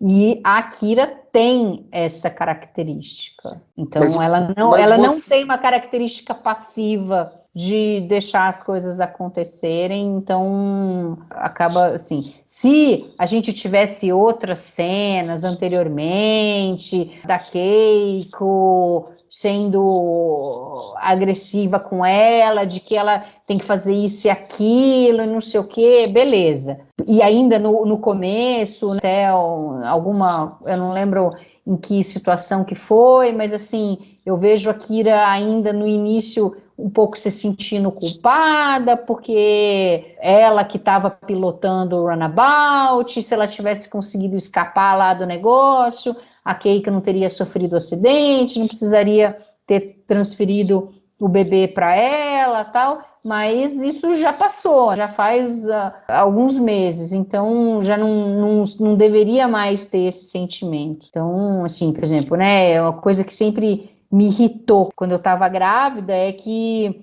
às vezes as pessoas acham, você está grávida, você está inválida, você não pode fazer as coisas porque você está grávida. Isso me irritava, assim, sobremaneira, assim, não, vou abrir a porta para você porque você está grávida. Para, não estou andando de muleta, não estou com nenhuma doença, só estou grávida, sou capaz de fazer as coisas. Obviamente não vou carregar 50 quilos, beleza. E aí, assim, porque entre a Kira e o O'Brien, a gente vê um embate desse, porque A briga deles no começo lá, que o Bashir estava ouvindo, era porque o O'Brien tinha escondido a raquete dela, que ela queria jogar raquetebol. E aí o O'Brien esconde porque não quer deixar ela jogar. Com razão, né? Porque se a gente lembrar de como que era o jogo de raquetebol lá, que um dá cotovelada no outro, passa a perna e não sei o que, seria muito louco a Kira grávida, né, nesse ponto jogar raquetebol. Mas ela podia estar querendo treinar, jogar sozinha ali, enfim. Mas assim, ela o desafia e eles brigam o tempo todo porque ela quer fazer as coisas e ele não quer que ela faça. Mas a Keiko me parece ser um nível elevado ali e a Kira baixa a cabeça para ela. Então, me parece que é conveniência de roteiro ali, nesse momento. Você não acha que, talvez, por esse motivo que você mesmo colocou, dela tá carregando o filho da Keiko? Que é diferente você tá grávida do seu filho e você tá carregando o filho de outra pessoa. De alguma forma que você se sinta culpada pelas circunstâncias que levaram você a carregar o filho dessa outra pessoa, entendeu? Será que isso, você acha que não poderia... Ela tá carregando o filho do O'Brien também, e com o O'Brien ela não tem esse problema. Mas é diferente, né, Mari? De se impor. Assim, não, mas olha só, o filho tava dentro da barriga da mulher, certo? Da Keiko. Sim, mas entendeu? Isso já são águas passadas. Não sei se são águas passadas, cara, não sei. Na minha cabeça não são águas passadas, entendeu? E assim, a situação dela ficar ali naquele momento seria muito pior do que ficar, então... Não, mas aí acho que ela... Mas aí a solução que ela arrumou foi a melhor. Ela o Brian falou, cara, vamos fingir aqui que a gente se perdeu aqui nos horários. É o Brian que fala, então. Mas porque daí eles viram que a hora que tava só os dois, eles se resolveram, mas eles fizeram isso pelas costas da Keiko, a gente nem vê qual que foi a reação dela em relação a isso, né? Aí a Kira ainda tenta minimizar um pouco, porque aí no final ela não vai para um lugar isolado, ela vai para a capital e vai ficar ali com o Shakar, então ela tá num local em que tem todo o apoio, se precisar de alguma coisa. E vai, obviamente, vamos dizer assim, retirar toda a tensão sexual reprimida, que ela reprimiu durante o episódio lá com o Shakar, né? Shakar, resolve aí agora pra mim. Aí tem a cena do Runabout, né? Que é muito boa. A Naná é muito boa. Aí ela começa a falar, não, é uma casa no meio da floresta, tem 2 balcões, 3 lareiras, 20 quilômetros do próximo vizinho, 30 da cidade. Aí ele, do tipo... Mas, não podia ser diferente. E aí ela, não, mas tem mais. De todos os quartos, você tem a vista do rio Rolana. É o lugar mais romântico de Bajor. Tell me about this house we're going to. It's a gorgeous 200-year-old cottage filled with antiques sitting in the middle of a deep, dark forest. It's got 3 fireplaces, 2 balconies. I see. It's 20 kilometers from the nearest neighbor, 30 to the nearest town. Why am I not surprised? It gets worse. There's a view. Of what? Of the Holana River. You could see it from every room in the house. And at night, when the stars are out and you can only hear rushing water, it may be one of the most romantic spots in all of Bajor. Ela também abusa, né? Nossa Senhora. Não tem nada pra fazer na cabana, né? Não ser sexo, não tem mais nada pra fazer. Aí o Abraham falou, cara, não vou aguentar, cara, não vai dar, não vai dar. Aí uma mulher bonita, daquela super atraente, carregando o filho dele, porra, ele falou, cara, não vai dar não. Agora, não vai dar, mas assim, o O'Brien queria, mas não queria, porque aí eles dão um abraço, aí ele fala assim, teria sido legal. Aí a Kira já em outra vida, ela já projeta o negócio para um campo bem assim, totalmente não real. Não vamos nem pensar nisso, tal. Aí o Brian não sai do lugar, né? Ela tá esperando ele ir embora. Já tomaram a decisão. E aí ele fica olhando pra ela, ele meio que assim, do tipo, vou te beijar, eu acho que eu vou te beijar. E ela, Miles, tchau!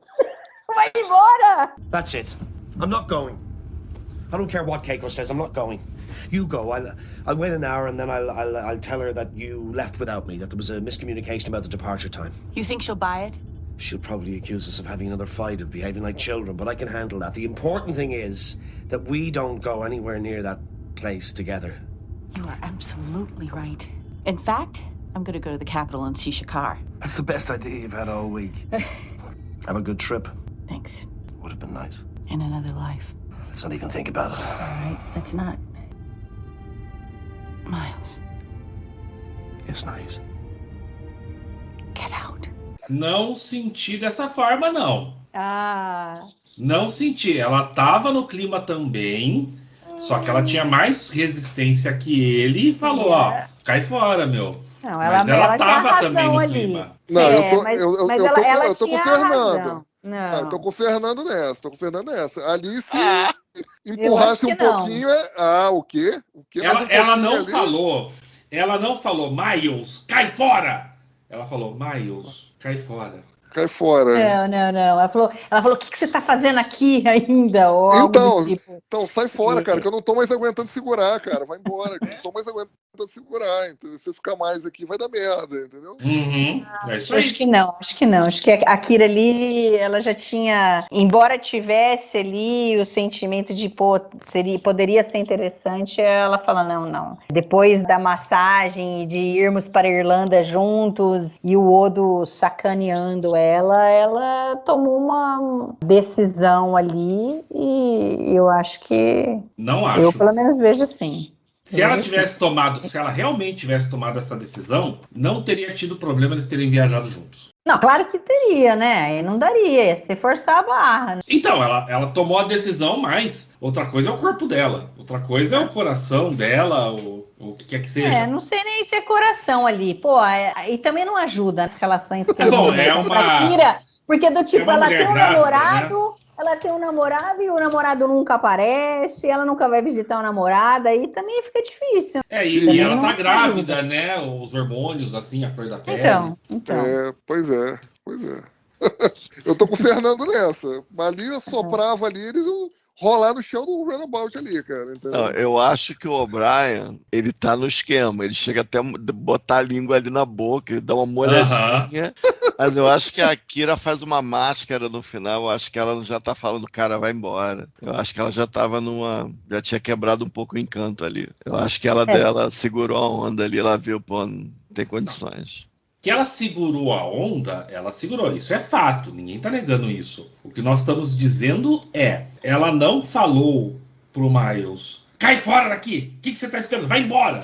Ela falou. Não, eu acho que é o contrário. Acho que ela falou calma, diz mais que ela já tá mais bem resolvida do que ele. Eu acho que é o contrário. Se ela tivesse gritado ali, talvez fosse pior. Se ela se deixa levar, o Miles ia. Porque o Miles já tava. Tá, ele botou a linguinha ali. O Miles estava completamente. Ela o Miles tava pensando com a cabeça de baixo. Meu Deus, gente. Esse podcast vai ter que ser... O programa tá 18 mais, assim, incrivelmente. Enfim, vamos falar sobre a direção do Andrew Robinson? É isso, eu quero que alguém me responda. Garaki é melhor que Paul Lynch? Ale. Porra, se até o Dennis Madalone é melhor que o Paul Lynch, com certeza o Andrew Robinson é melhor que o Paul Lynch, né? Até porque é difícil ser pior, né? Mas assim, ele deu uns molezinhos aqui, cara. A Mari já comentou, né? Era a primeira vez que ele dirigia pra TV. Ele tinha ganho no ano anterior. Pra TV eu não sei, pra Deep Space Nine era. Não, pra TV. Foi a primeira vez que ele dirigia pra TV. Ele fez o cursinho que os atores que queriam aprender a dirigir faziam. O Patrick Stewart fez, o Avery Brooks fez. Você tinha esse caminho nas séries de Star Trek. Isso, é que você acompanhava os diretores. Você ficava junto com o diretor lá, fazendo como se fosse um carrapato que fala. Você acompanha Shadow, o cara... eles falam Shadow, né? Fica a sombra do cara. Exato. Então, durante a 4ª temporada ele fez, porque exatamente ele tinha interesse em dirigir para televisão, porque no ano anterior ele tinha ganho 2 prêmios Los Angeles Drama Critics Awards, que é um prêmio lá para eles dão para direção de teatro. E aí ele falou, ó, vai aparecer no jornal que eu ganhei esse prêmio e eu vou tentar vender, né, minha direção pro Rick Berman desse jeito. E foi assim que ele vendeu pra ele entrar na rotação de diretores na 5ª temporada. Só que assim, ele deu uns molezinhos, cara. A primeira cena ele já dá um molezinho, que é a cena lá que o Bashir tá com o Quark dos corredores ali, né, ouvindo a Kira e o O'Brien brigar. A primeira parte, ok, que ele filma lá aquele continuação de corredor que na verdade é uma pintura, que eu sempre falo aqui que o Paul Lynch errava ali. A primeira parte ele filmou certinho, dá noção de perspectiva, ok, nas costas ali do Quark e do Bashir. Agora, quando a Keiko tá chegando pelo outro lado, aí a filmagem já não ficou tão boa. Se vocês perceberem, dá a impressão realmente que tá fora ali de perspectiva. O corredor pintado, vamos dizer assim. Então esse é o molezinho que ele deu. De forma geral, ele dirigiu bem. Você vê que é realmente um tipo de direção mais teatrical, vamos dizer assim, né? Porque ele corta pouco. Ele pega mais aquele ângulo lateral, mais de trás da cabeça do ator, e os cortes dele são mais variando entre a filmagem de um ator e de outro quando eles estão fazendo o diálogo. Então, assim, foi uma direção muito básica. Eu gostei das cenas de luta ali, que tá o Worf e o Quark, né? Eles estão mimetizando os movimentos ali. Então ali tem que ter uma certa atenção. Gostei. Só achei que também ficou faltando a cena que a gente já comentou, né? Ele poderia ter filmado por ele, afinal de contas ele é o diretor, né? O diretor que dá ritmo à filmagem, ao episódio. Ele que tem que eventualmente encaixar as peças que estão faltando no roteiro para a audiência. Então acho que aquela cena, como eu já comentei, da visão do Worf lutando lá, vendo o Quark lutando lá com o segurança lá da Grilka, acho que teria feito um benefício maior pro episódio. Então, assim, de forma geral, não foi uma direção ruim, mas ele deu uns molezinhos de novato. E aí a Mari também já comentou, e depois ele iria dirigir lá na 3ª e 4ª temporada de Voyager, mais um episódio em cada temporada dessa. E entre 2001 e 2005 ele dirigiu uma série chamada A Juíza. Dirigiu 7 episódios lá, mas também depois não fez mais nada em direção, não. Ele voltou mesmo pra atuação só em TV e cinema e dirigiu mais algumas peças. E pra escrita, né? Ele fez lá o livro, Stitch in Time também, conta a história do Garak, enfim. Mas ok, foi uma direção ok aí do Andrew Robinson, na minha opinião. Não fez nenhuma firula, não fez nenhum plano de sequência, né? Mas ele corta menos, de forma geral, as cenas. Comparado a diretores de televisão mesmo. Se for comparar com outros diretores aí mais conhecidos que a gente fala com alguma frequência, ele corta menos. Foi ok a direção pra mim, Mari, do Andrew Robinson. Você quer comentar alguma coisa, Castanha? O Unforgettable que ele dirigiu de Voyager, eu costumo dizer que é com um título irônico, né, que o episódio é totalmente esquecível, e ele tem uma personagem, a personagem feminina, que tem o reset button embutido nela. É um episódio, assim, inesquecível do Chakotay. E ele dirigiu esse episódio de Voyager. Deus, sem spoilers, ainda não cheguei lá. Eu assisti até o Blood Fever, inclusive. Mas você gostou de Blood Fever? Tem vários problemas, assim. Mais ou menos. Tem umas coisas interessantes, mas tem umas coisas bem ruins. Blood Fever é qual? Do Ponfar lá. Pega o Ponfar do filho da Sherry Taylor. Tá. Gente, esse é um podcast de Deep Space Nine, não de Voyager. Sorry. A gente sempre Isso é pior desvia. do que o material adulto. Bom, aí só umas triviazinhas aqui, que o Moore disse também que ele ficou mais orgulhoso dessa história B, da Kira e do O'Brien, que ele acha, né, ele considerou que foi uma das mais verdadeiras histórias que eles fizeram, por serem pessoas de carne e osso, em uma situação crível, né, reagindo de forma crível. Além disso, a gente tem que esse episódio era o segundo, né, com o maior título, né, com o título mais longo, aí depois agora na primeira temporada de Discovery ele se tornou o terceiro. Então na série clássica a gente tem For the World is Hollow and I Have Touched the Sky. E aí em Discovery tem o The Butcher's Knife Cares Not for the Lamb's Cry. E aí a gente tem aqui, né, o Looking for Parma in All the Wrong Places. Até tem lá no Memory Alpha tem uma fala lá da Terry Farrell que ela fala, pô, mas cadê aqueles episódios com títulos curtos? Defiant, The Kickening, né? Pra que um episódio com um nome tão grande que você não consegue nem falar, né? Você tem que ler para lembrar o nome do episódio. Mas The Kicking tá rolando agora, é o bebê chutando a barriga da Kira. E a primeira vez que se coloca uma palavra Klingon num título de um episódio de Jornada nas Estrelas, e aí a segunda vez é mais recente agora, é só dessa nova era de Jornada nas Estrelas, lá em Lower Decks, com o excelente Vaj-Duj.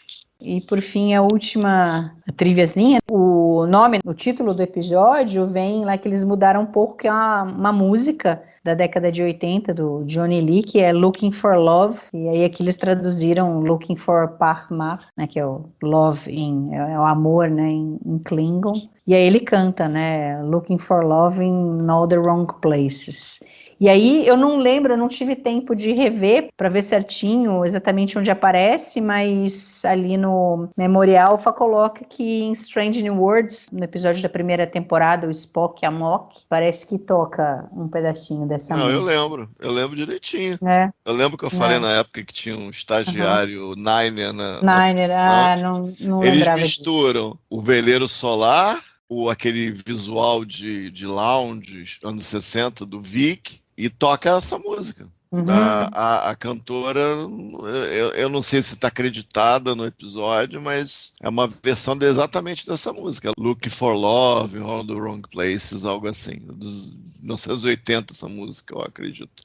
É uma espécie de country. Uhum. Aí eu falei, eu lembro que na época eu falei, cara, o pessoal tá vendo demais aí. Eu falei, exatamente. É a cena final. Muito bem. Fer, tem mais alguma coisa que você gostaria de falar do episódio que a gente ainda não falou? Ou outras coisas que não são do episódio, mas que são de outra coisa que você gostaria de falar? Eu só queria falar uma coisa que eu discordo praticamente todo mundo. Eu tenho um problema com a história do O'Brien e da Kira, que é não ter repercussão nenhuma no resto da série, entendeu? Não tô dizendo que eles tinham que ficar apaixonados e não sei o quê, mas a gente, posteriormente, depois que a Kira tem o neném, a gente não vê uma real mudança no comportamento, na relação entre a Kira e o O'Brien. Então, isso me incomoda neste momento, entendeu? Tirando isso, tudo que eu queria falar do episódio, eu já falei. E você, Castanha? Não tem mais nada para falar, não. Basicamente, são coisas comuns feitas em história. Eu só acho que a história do Trizal, seja o que for, mais crua e parece que sobreviveu melhor ao teste do tempo. A coisa do high concept e a coisa Klingon me parece um pouco saturada já. Naquela época já parecia um pouco saturada. Não é desinteressante por completo, mas eu não acho tão legal, não. Já não acho mais. E você, Lê, tem mais alguma coisa? Com certeza você vai querer falar alguma coisa sobre os atores. O Joseph Ruskin e o Phil Morris têm bastante outras participações.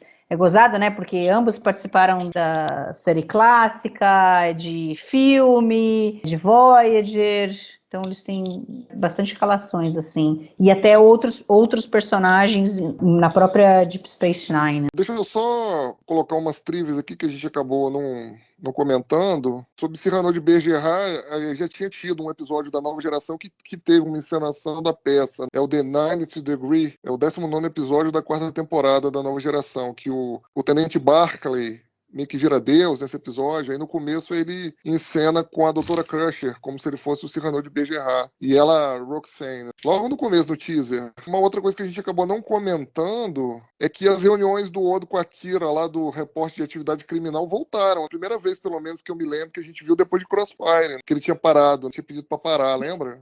Sim, então, exatamente. Pelo jeito voltaram aqui. Ele parece que começou a absorver melhor o que tinha acontecido lá e os sentimentos dele pela Kira. O cenário ali onde o Quark luta ali, né, com o Topok ali, enfim, onde ele tinha treinado antes com a Jadzia também, é o mesmo cenário usado em Apocalypse Rising, que é o Hall of Warriors, só que eles tiraram as estátuas e aquele tinha um pedestal no meio ali, né, onde os caras estavam recebendo as medalhas. Como já estava agendado a gravação desse episódio aqui que a gente está comentando hoje, eles guardaram, vamos dizer assim, o cenário lá no Estúdio 30 lá da Paramount, que não era o local onde eles gravavam Jornada. Achei interessante isso. Sobre os atores, você já deu aí o Joseph Ruskin, que era o Tumek, né, que era o conselheiro lá da Grilka. Já havia aparecido na série clássica, né, Gamesters of Triskelion. Também tinha feito o informante cardassiano do Odo no episódio da terceira temporada de Deep Space Nine, né, Improbable Calls. E posteriormente ele seria visto como um oficial Sona no Insurrection, no filme, e um mestre vulcano em Gravity de Voyager, e um Sullivan, um médico Sullivan, no piloto de Enterprise, o Broken Bow. O Phil Morris também participou da série clássica.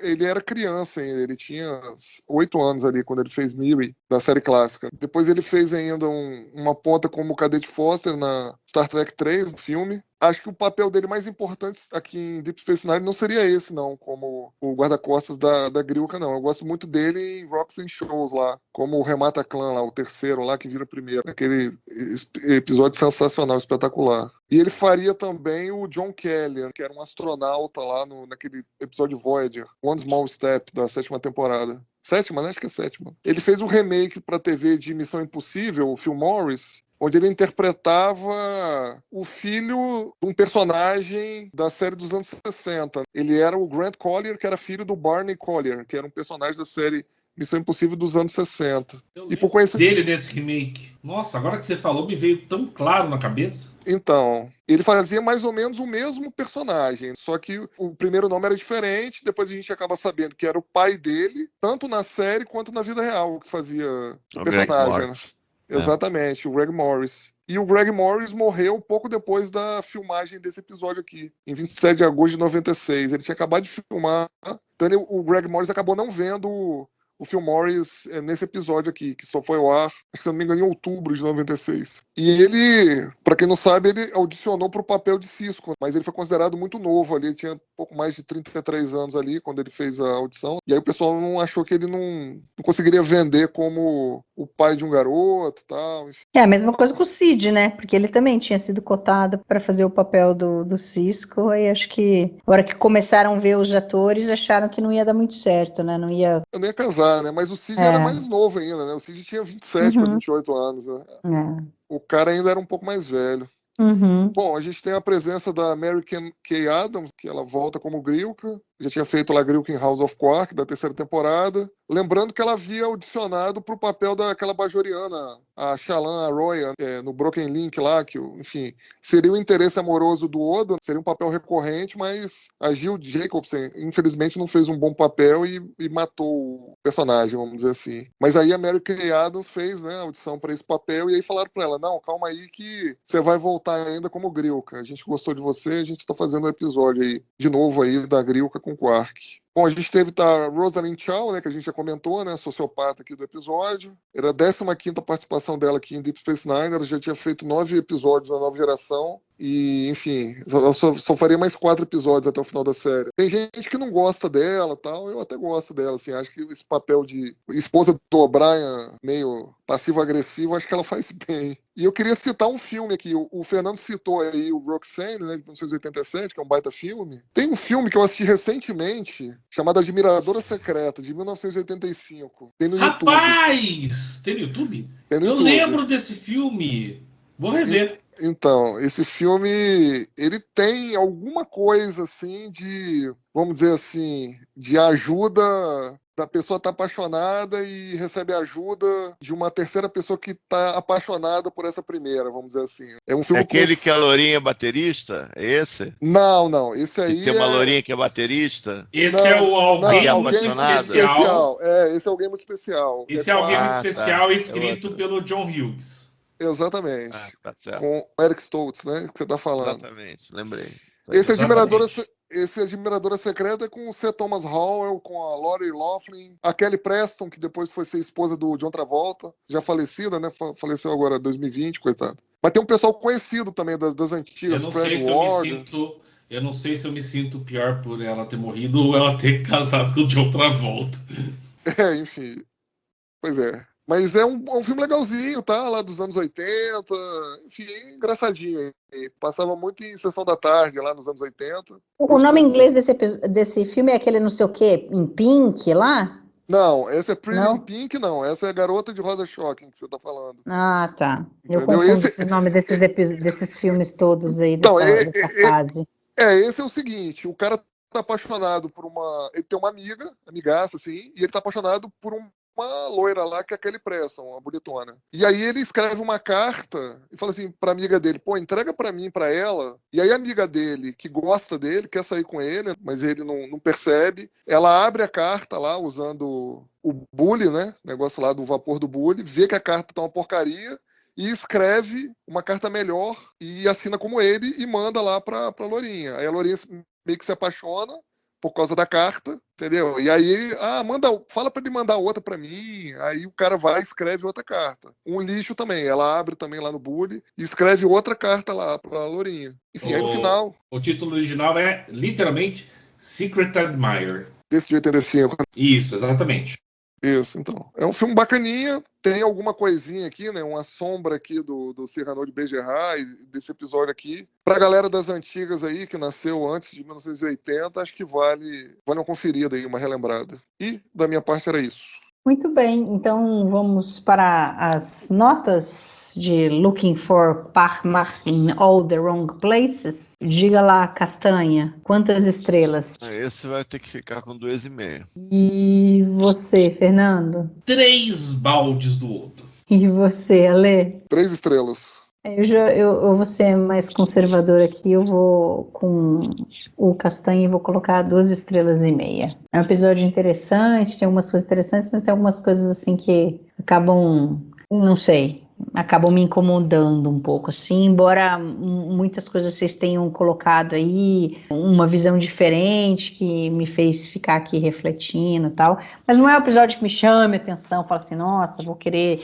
rever sempre, né? Mas é ok, e é sempre aquela coisa, episódio Klingon com Ferengi, são as duas raças que eu menos gosto aqui, que sempre aparece, mas enfim, eu acho que a combinação não deveria ajudar, mas acho que eles conseguiram fazer algo bom, mas assim, não é algo que me conquista muito. Muito bem, então acabamos mais um episódio. Fer, Castanha, Lê, muito obrigada pelo bate-papo. Imagina. Valeu, gente. Agora deixa eu voltar a Looking for Parma. Valeu, pessoal. Até a próxima. Looking for Parma é procurando leite, pó, é isso? Alguma coisa assim? Parmalat. É o sono. Muito bem, obrigada a você que ficou nos escutando até agora. Não deixe de comentar lá na página do TB, lá no YouTube. E a gente se vê daqui 15 dias. Até lá!